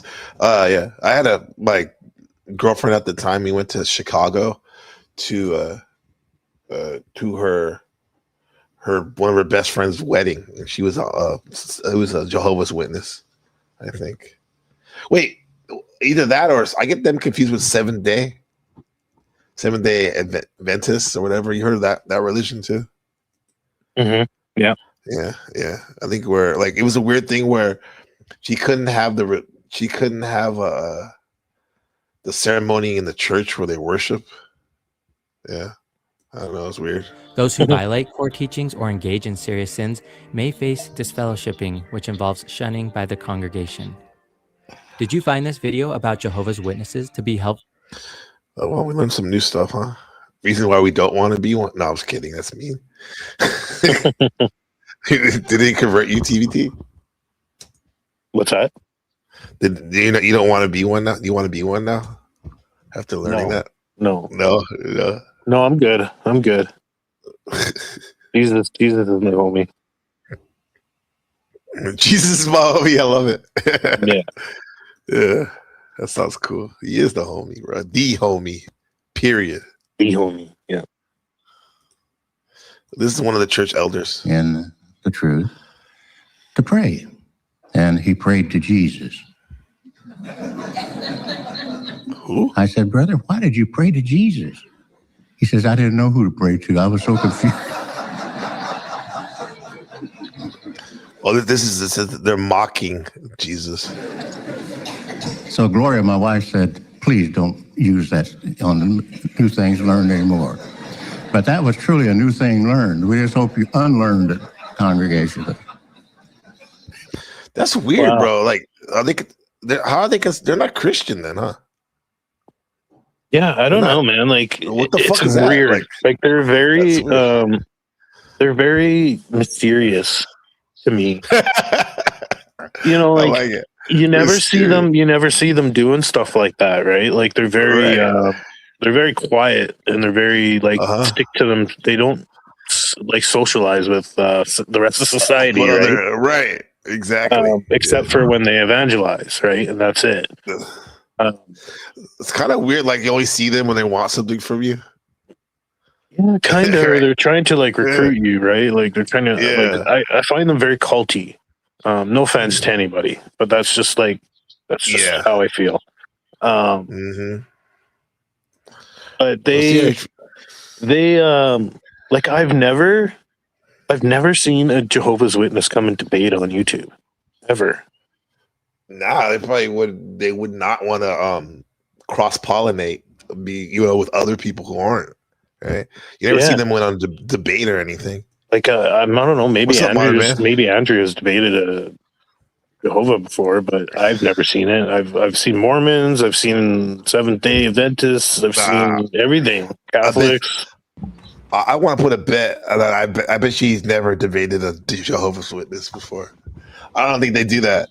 What's going on, Modern Man? What's up, man? I think they would just get destroyed.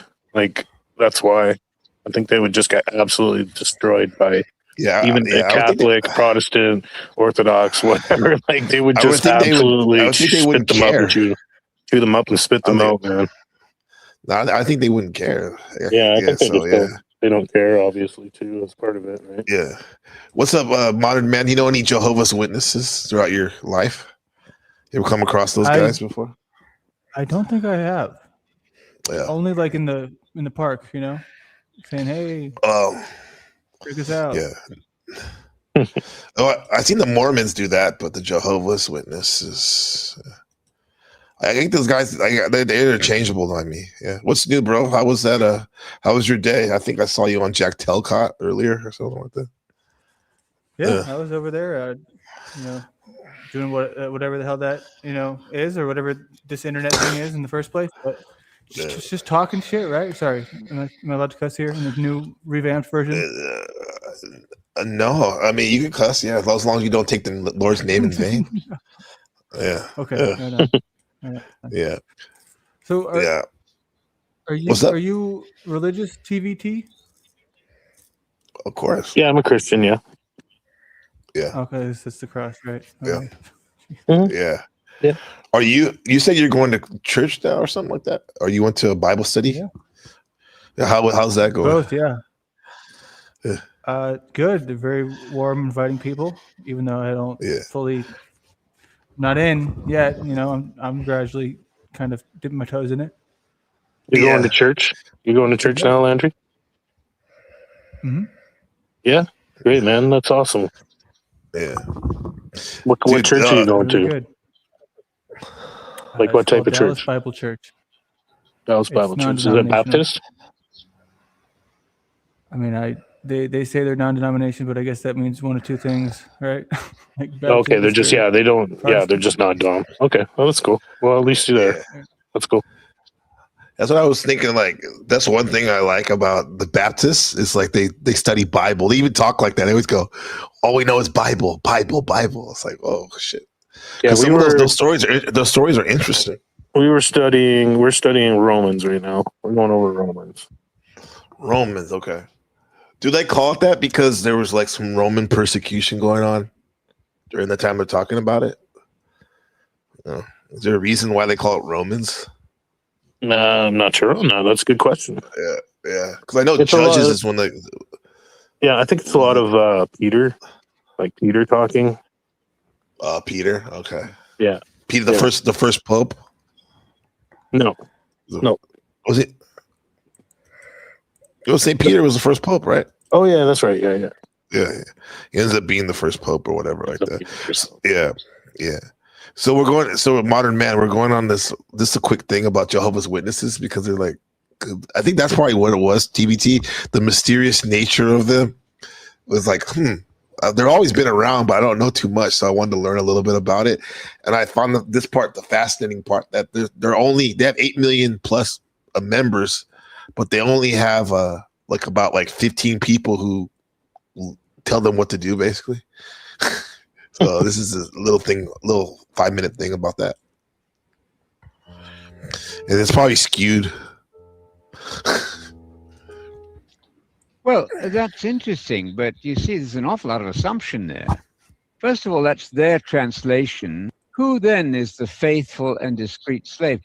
Well, any group can say, listen, we are the people mentioned there in Scripture, but it is our job to test that proposition. First of all, they say that only 144,000 currently of the Jehovah's Witnesses are anointed ones.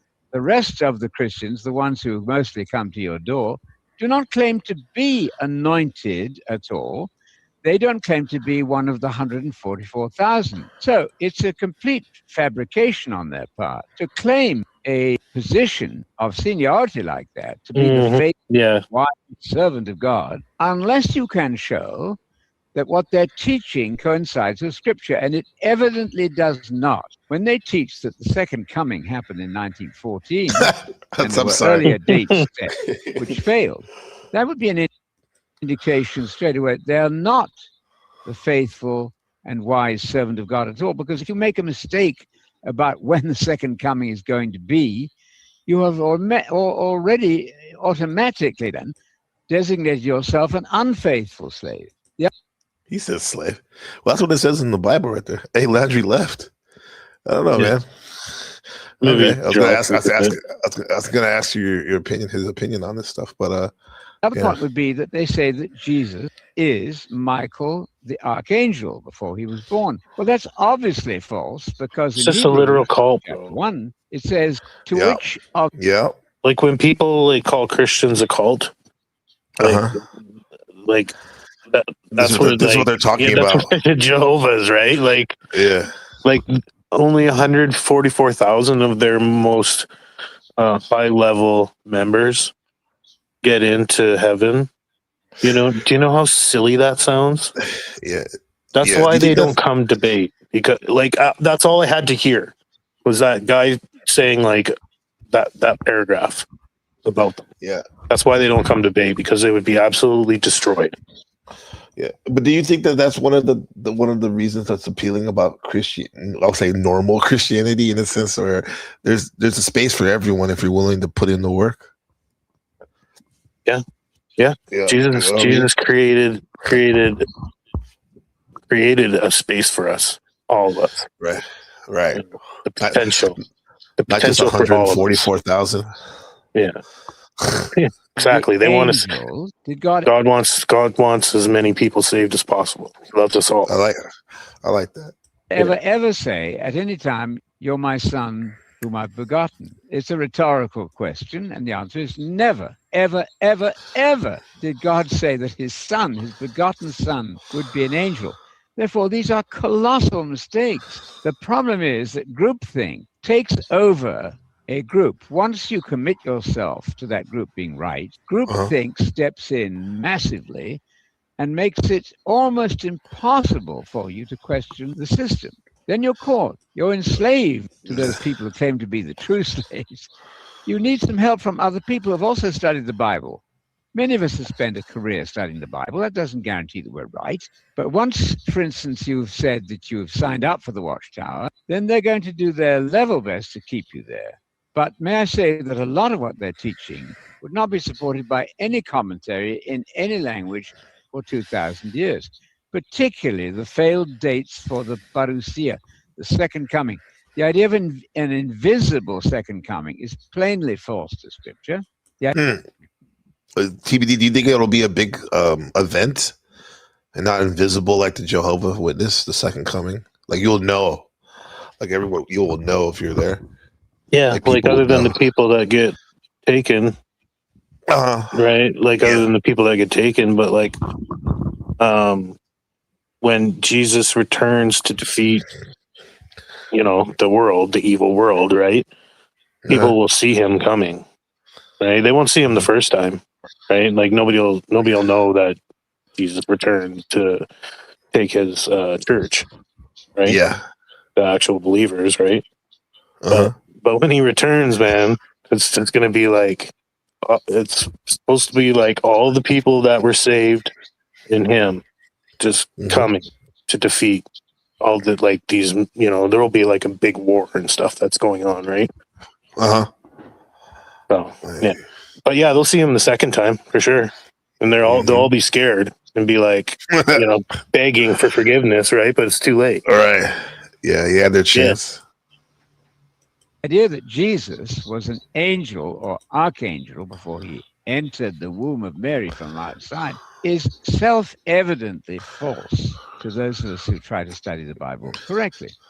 So we are meeting a lot of former Jehovah's Witnesses who, when they have questions, the groupthink idea somehow breaks down for whatever reason. When they have questions, are immediately removed from the group. You cannot question God's inspired servant. It's this matter of control, which people recognize in other big churches. The Roman Catholics have a large degree of control, but the Watchtower has a severe degree of control over the minds of their adherents. So all I can say is get on your knees and beg God to show you. I think that's why there's so many Catholics, because they don't have a even if they might want to, they don't have a control over people, and they probably know that. This modern age, it's like that people just feel like that. I'll just go to the Catholic mass. It's only an hour. Say some prayers, kneel, stand up, sing a song. I'm good for the week. Yeah, type shit. Yeah, they'll do their confession, right? And right, you can, like mob bosses, for example, right? Like, they were strictly Catholic, right? And they would go to mass and stuff like that, right? But they just go in and they'd confess their sins, and then they go back out and do what they did, right? Yeah, exactly. Yeah, and then they thought they were forgiven forgiveness every time, right? And it's like that ain't how it works. That ain't how it works, bro. I told my students that, like, because the deal is like they do some egregious or something, they get sent to the administrator, principal, and then like they come back and they always say, "I apologize for this and that," and I go, "Well, I mean, if you really mean your apology, you won't do it again, or at least not try to do it again, right?" Yeah, like this is like little Johnny, right? This is like your sixth apology, right? Exactly. Yes. Something's not working. Yeah. Right. So someone, I'm like, why do you even say you're sorry if you're not going to do it again? You're only sorry you were caught, right? Right. Exactly. You're embarrassed. I watched a video with a cop, and he pulled over this chick, and that's what he said to her, right? She was like, "I'm so sorry," and he's like, "Nah." He's like, "You're only sorry because you're caught." He's right. Yeah. Exactly. Yeah. Just like those people in the Second Coming. I'm so sorry. No, you weren't. Oh shit. You might possibly be mistaken. So once again, the story then, the faithful and sensible or wise servant or slave, is any Christian, right? Any Christian who keeps the Christian, faith. absolutely. I would expect then a true Christian to be measured by the standards of Scripture. That's what we're all trying to do. So it's not some select anointed group only. They have divided the Christian group into two major factions. One is the so-called 104, who are the anointed ones. The rest are the also-ran, so to speak, or the rest of the believers. And those at your door don't claim to be one of the special group. And in so doing, they don't even claim to be Christians. They say, we're not anointed. Only the 144,000 are anointed. Now, one further point is this. In Revelation 7:14, we have the other reference to the great tribulation other than Matthew 24. And it there says in Revelation 7:14 that the 144,000 are those who came through and out of the future great tribulation. So you can't possibly claim to be one of them now when the great tribulation hasn't even happened. It will happen at the end of the age, just before the second coming. So the claim really does not cohere at all. All one can say, please look at this again. You may have been taken for a ride. Groupthink may have smothered your thinking and rendered you dull and unable to understand the text of Scripture well. Mm. Yeah. Yeah, man. Yeah. The great tribulation they're talking about is that war, right?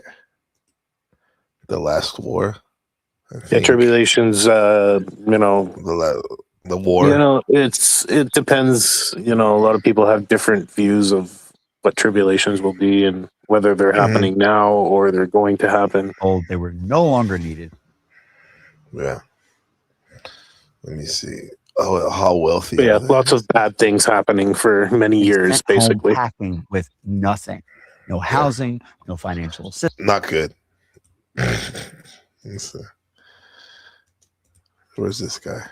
Yeah, like there will be like wars and famine and like very bad like natural disasters. Yeah, is that talk about in Revelations, right? Yeah. Yeah. Okay. You know that the rulers of the nations lord it over them, and the because they live modestly and aren't in it for the money. I saw that comment recently on the channel. I used to believe this argument myself. I mean, after all, these guys don't have mansions or private jets like some televangelists, right? That's what I told myself for decades. But after 40 years as a witness, pioneering, serving as ministerial servant, and spending time at Bethel, I started seeing things rather differently.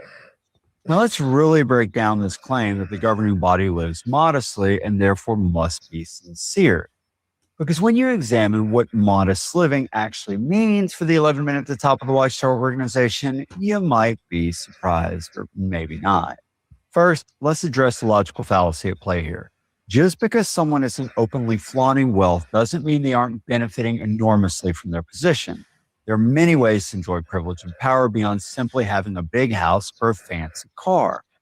Jesus warned about religious leaders who like to walk around in long robes and love to be greeted with respect in the marketplaces and have the most important seats in the synagogues and places of honor at That's right. banquets in Luke 20:46.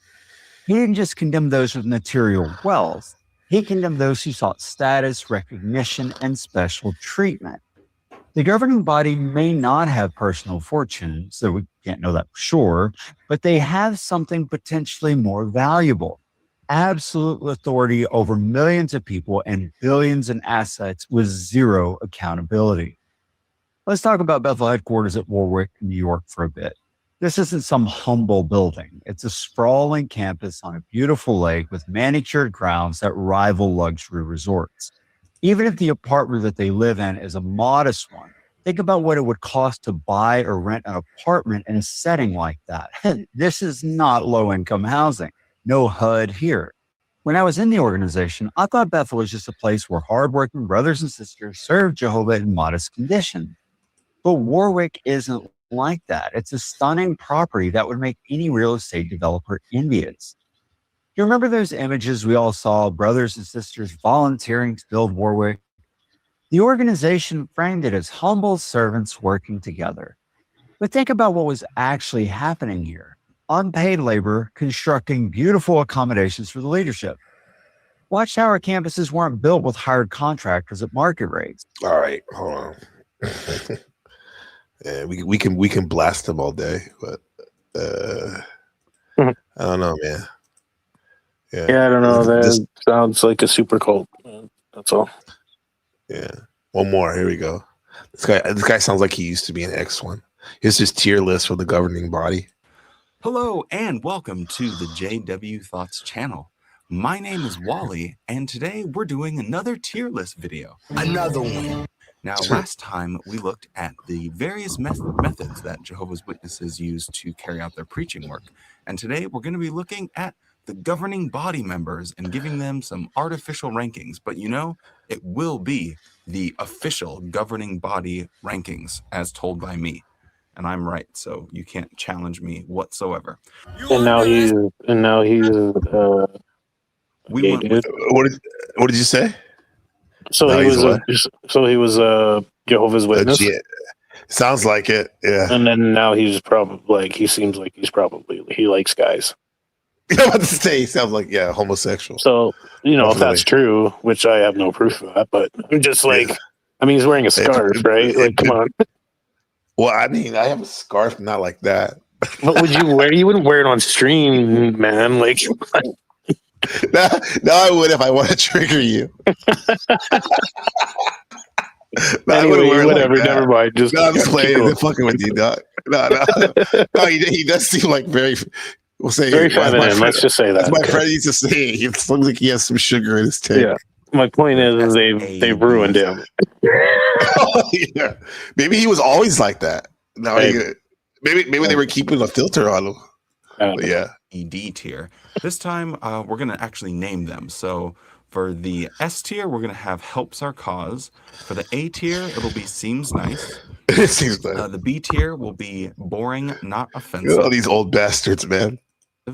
The C tier will be lying son of a bitch. They all look like someone that would be like the CEO of like insurance salesman, like in the in the Midwest or something, right? Like one of them passes away, and they're like, okay, like now you're one of the anointed now, you know. They can have room for it. Yeah, they just like replace them when they die, right? That's what's going on. That's funny. And the D tier will be Garrett Loesch. So I guess we may as well just take the first one right out of the gate because we already know. Garrett Loesch. To me, he must be like the leader of them or something. The absolute worst governing body member for a couple different reasons. Okay, why? I hate so much about the things that you choose to be. One being that he served on there longer than anyone else.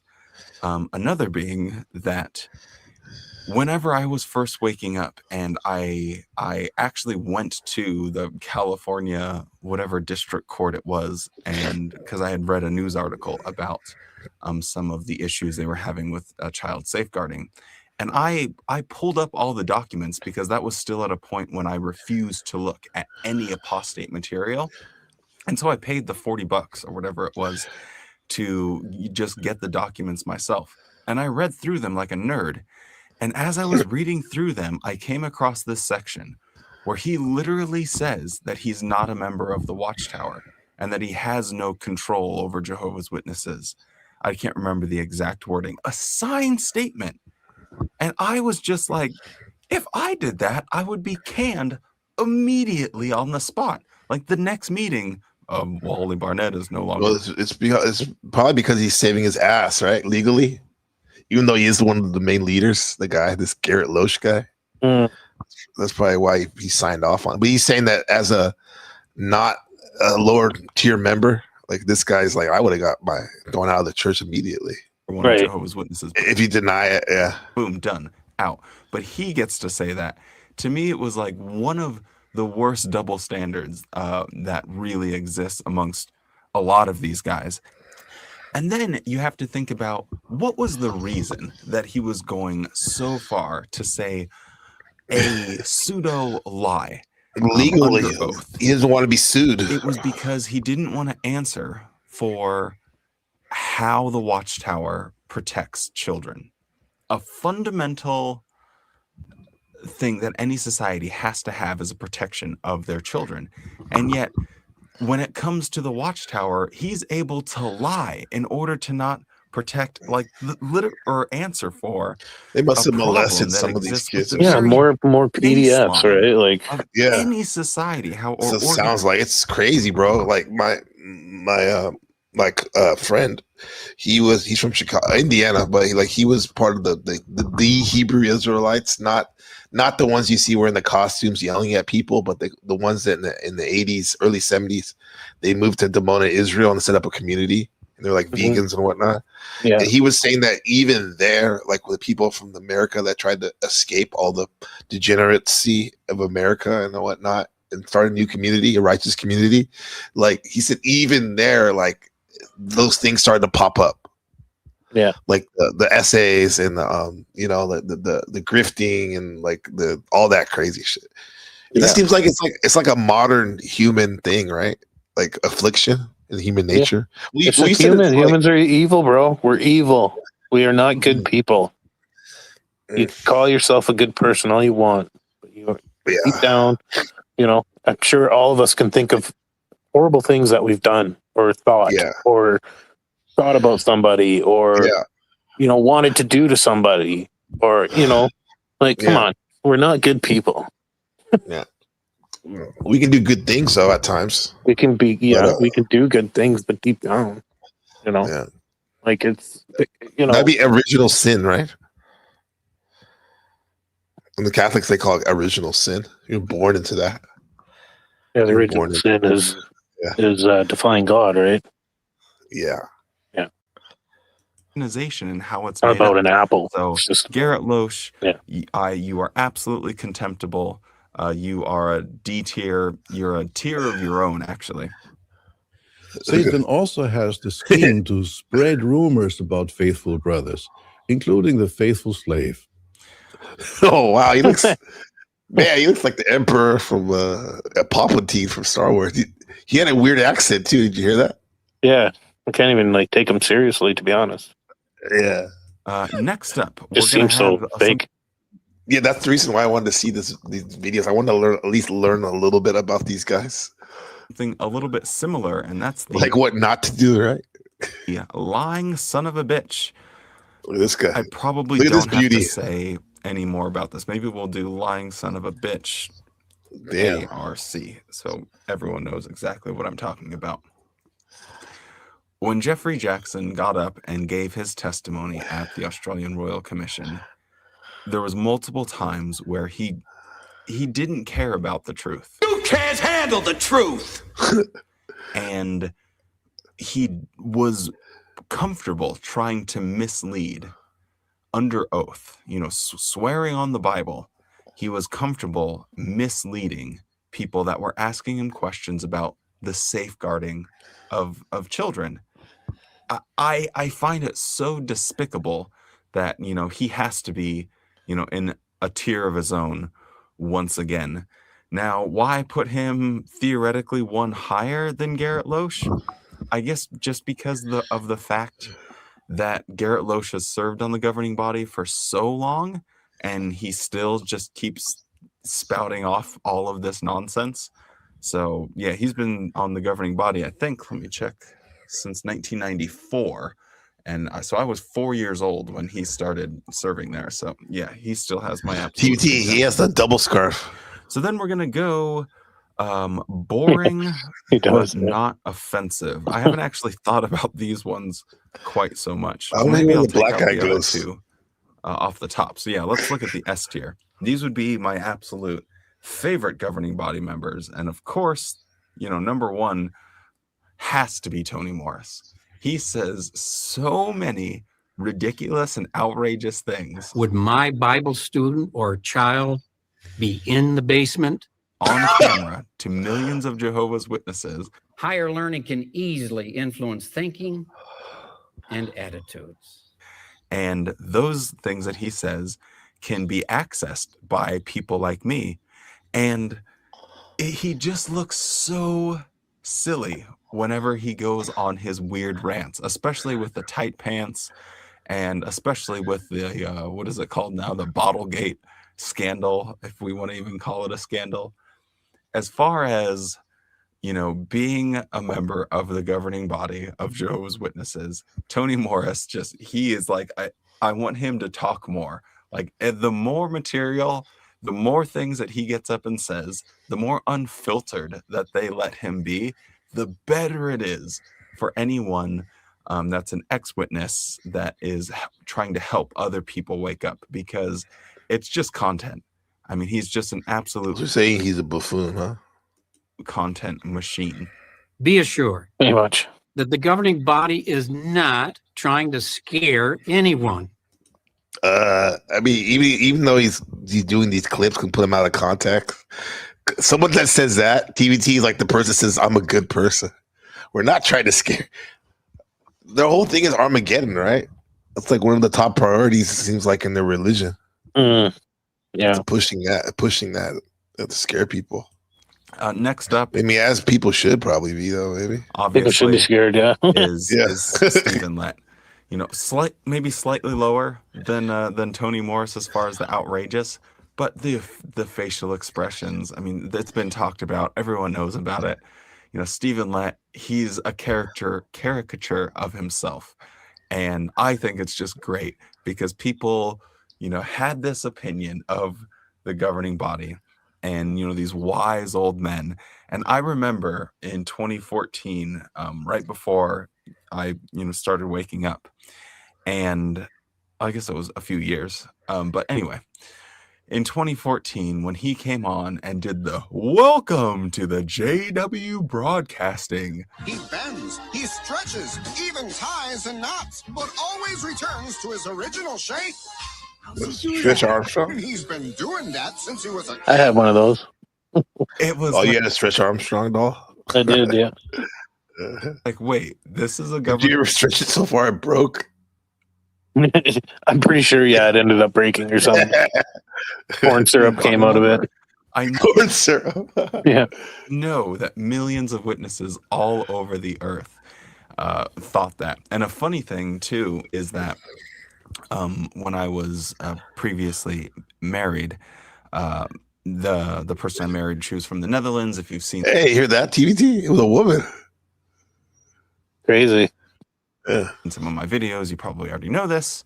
Anyway, one of the comments that she made because during family worship evening, while we were dating, from an ocean apart, for family worship evening, we would watch a broadcast or part of a broadcast. Usually one or two of both of us would end up falling asleep, to be honest. But anyway, whenever he would come on, she would always just laugh and say, "This is stupid. Like, he's so silly." And she would just continually make comments to the effect of, I'm not a child. You don't have to talk to me like I'm a child. And she told me that, in other parts of the world, I mean, specifically the Netherlands, but just from like a more European standpoint and how they view their religion, nobody liked the broadcast. And when she came here to America and saw how people were just like go wild for the broadcast, like, oh my God, this is so great. And they'd be Man, let's be really cult members if they like that type of shit. crying at meetings, and she's looking at it like, this is so dumb. Anyway, Rubberface, Stephen Lett, yep, that's where you belong. Seems nice. I guess Kenneth Cook can go here. I don't have a lot to say about him. He is the most recent governing body member, starting in 2018. Yeah, he's a little vanilla. I don't think I've ever really heard him say anything that was too outrageous that like got my blood boiling, but I guess he seems like just nice or whatever, so that's fine. Same with Mark Sanderson. He doesn't really say anything that terrible. Boring. So I guess we'll give them both an A tier because, yeah, they seem nice enough. They don't really do anything that annoys me terribly. So, yeah, we'll give them an A tier and move right along. Moving along, we have the ones in the middle of the pack. That's going to be David Splain and Samuel Hurd. So David Splain and Samuel Hurd are both just kind of middle of the pack. They're just pretty vanilla, especially David Splain. He did have the generation teaching that he tried to explain, on the broadcast.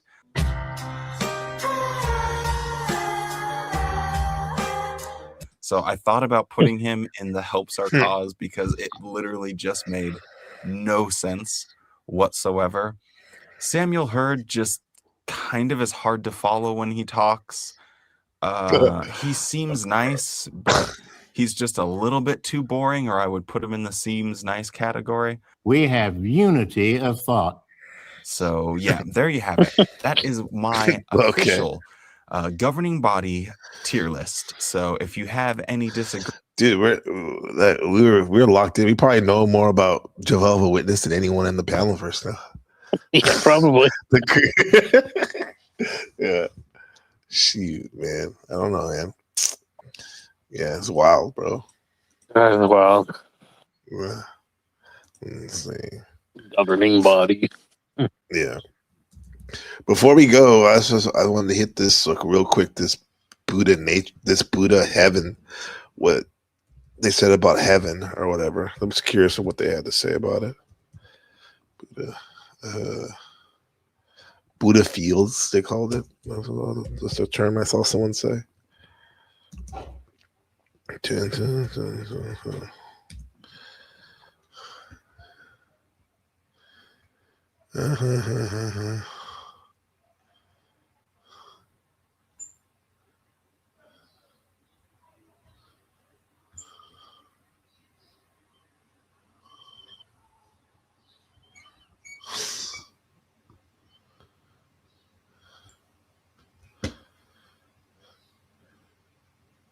Yeah, what is this old guy? Let's see.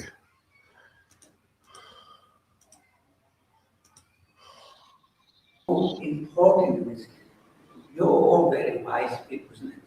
So hopefully. So first of all, if we say Buddha field, Buddha mind, we always say mind is like very good field.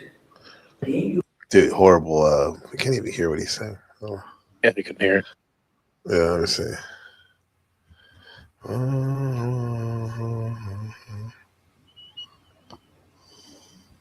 Oh, here's a some say he's a guru, some say he's a grifter. Sad guru. Well, you should have this kind of freedom. Even if I go to hell, I will live well. Nobody has to send me to heaven. You heard of Gautama, the Buddha? You heard of Buddha? When everybody was talking about going to heaven, Gautama said, what will I go and do in heaven? Because you say everything is wonderful there. What will I do there? Let me go to hell. Because you say everybody is suffering there, let me go and do something because anyway I cannot suffer. I made myself like this, I cannot suffer, so let me go to hell. Just making external arrangements is not going to fix this life.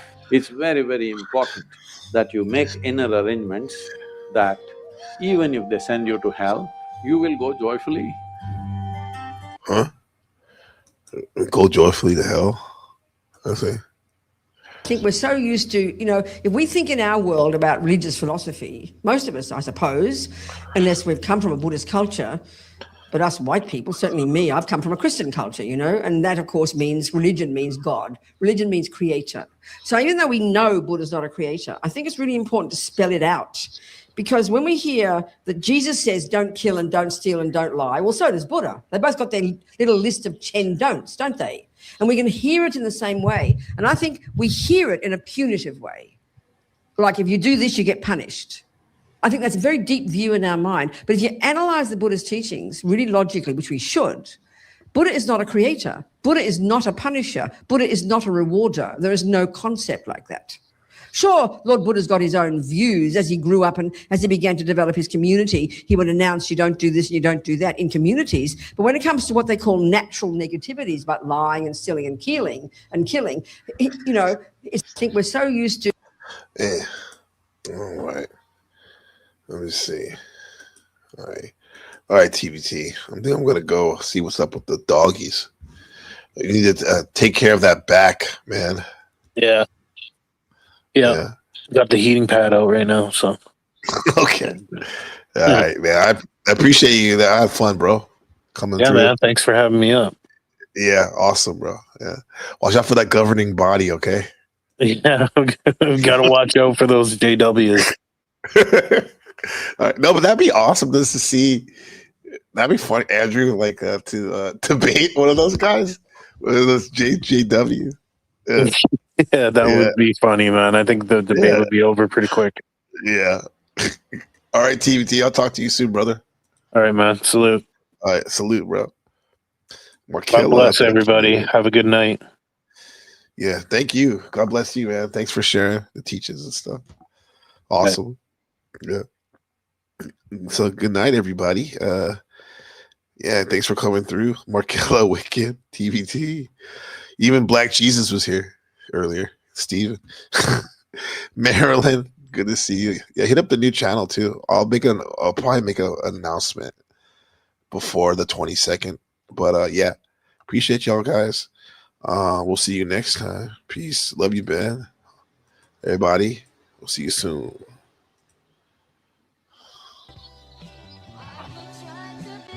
Mike Ball.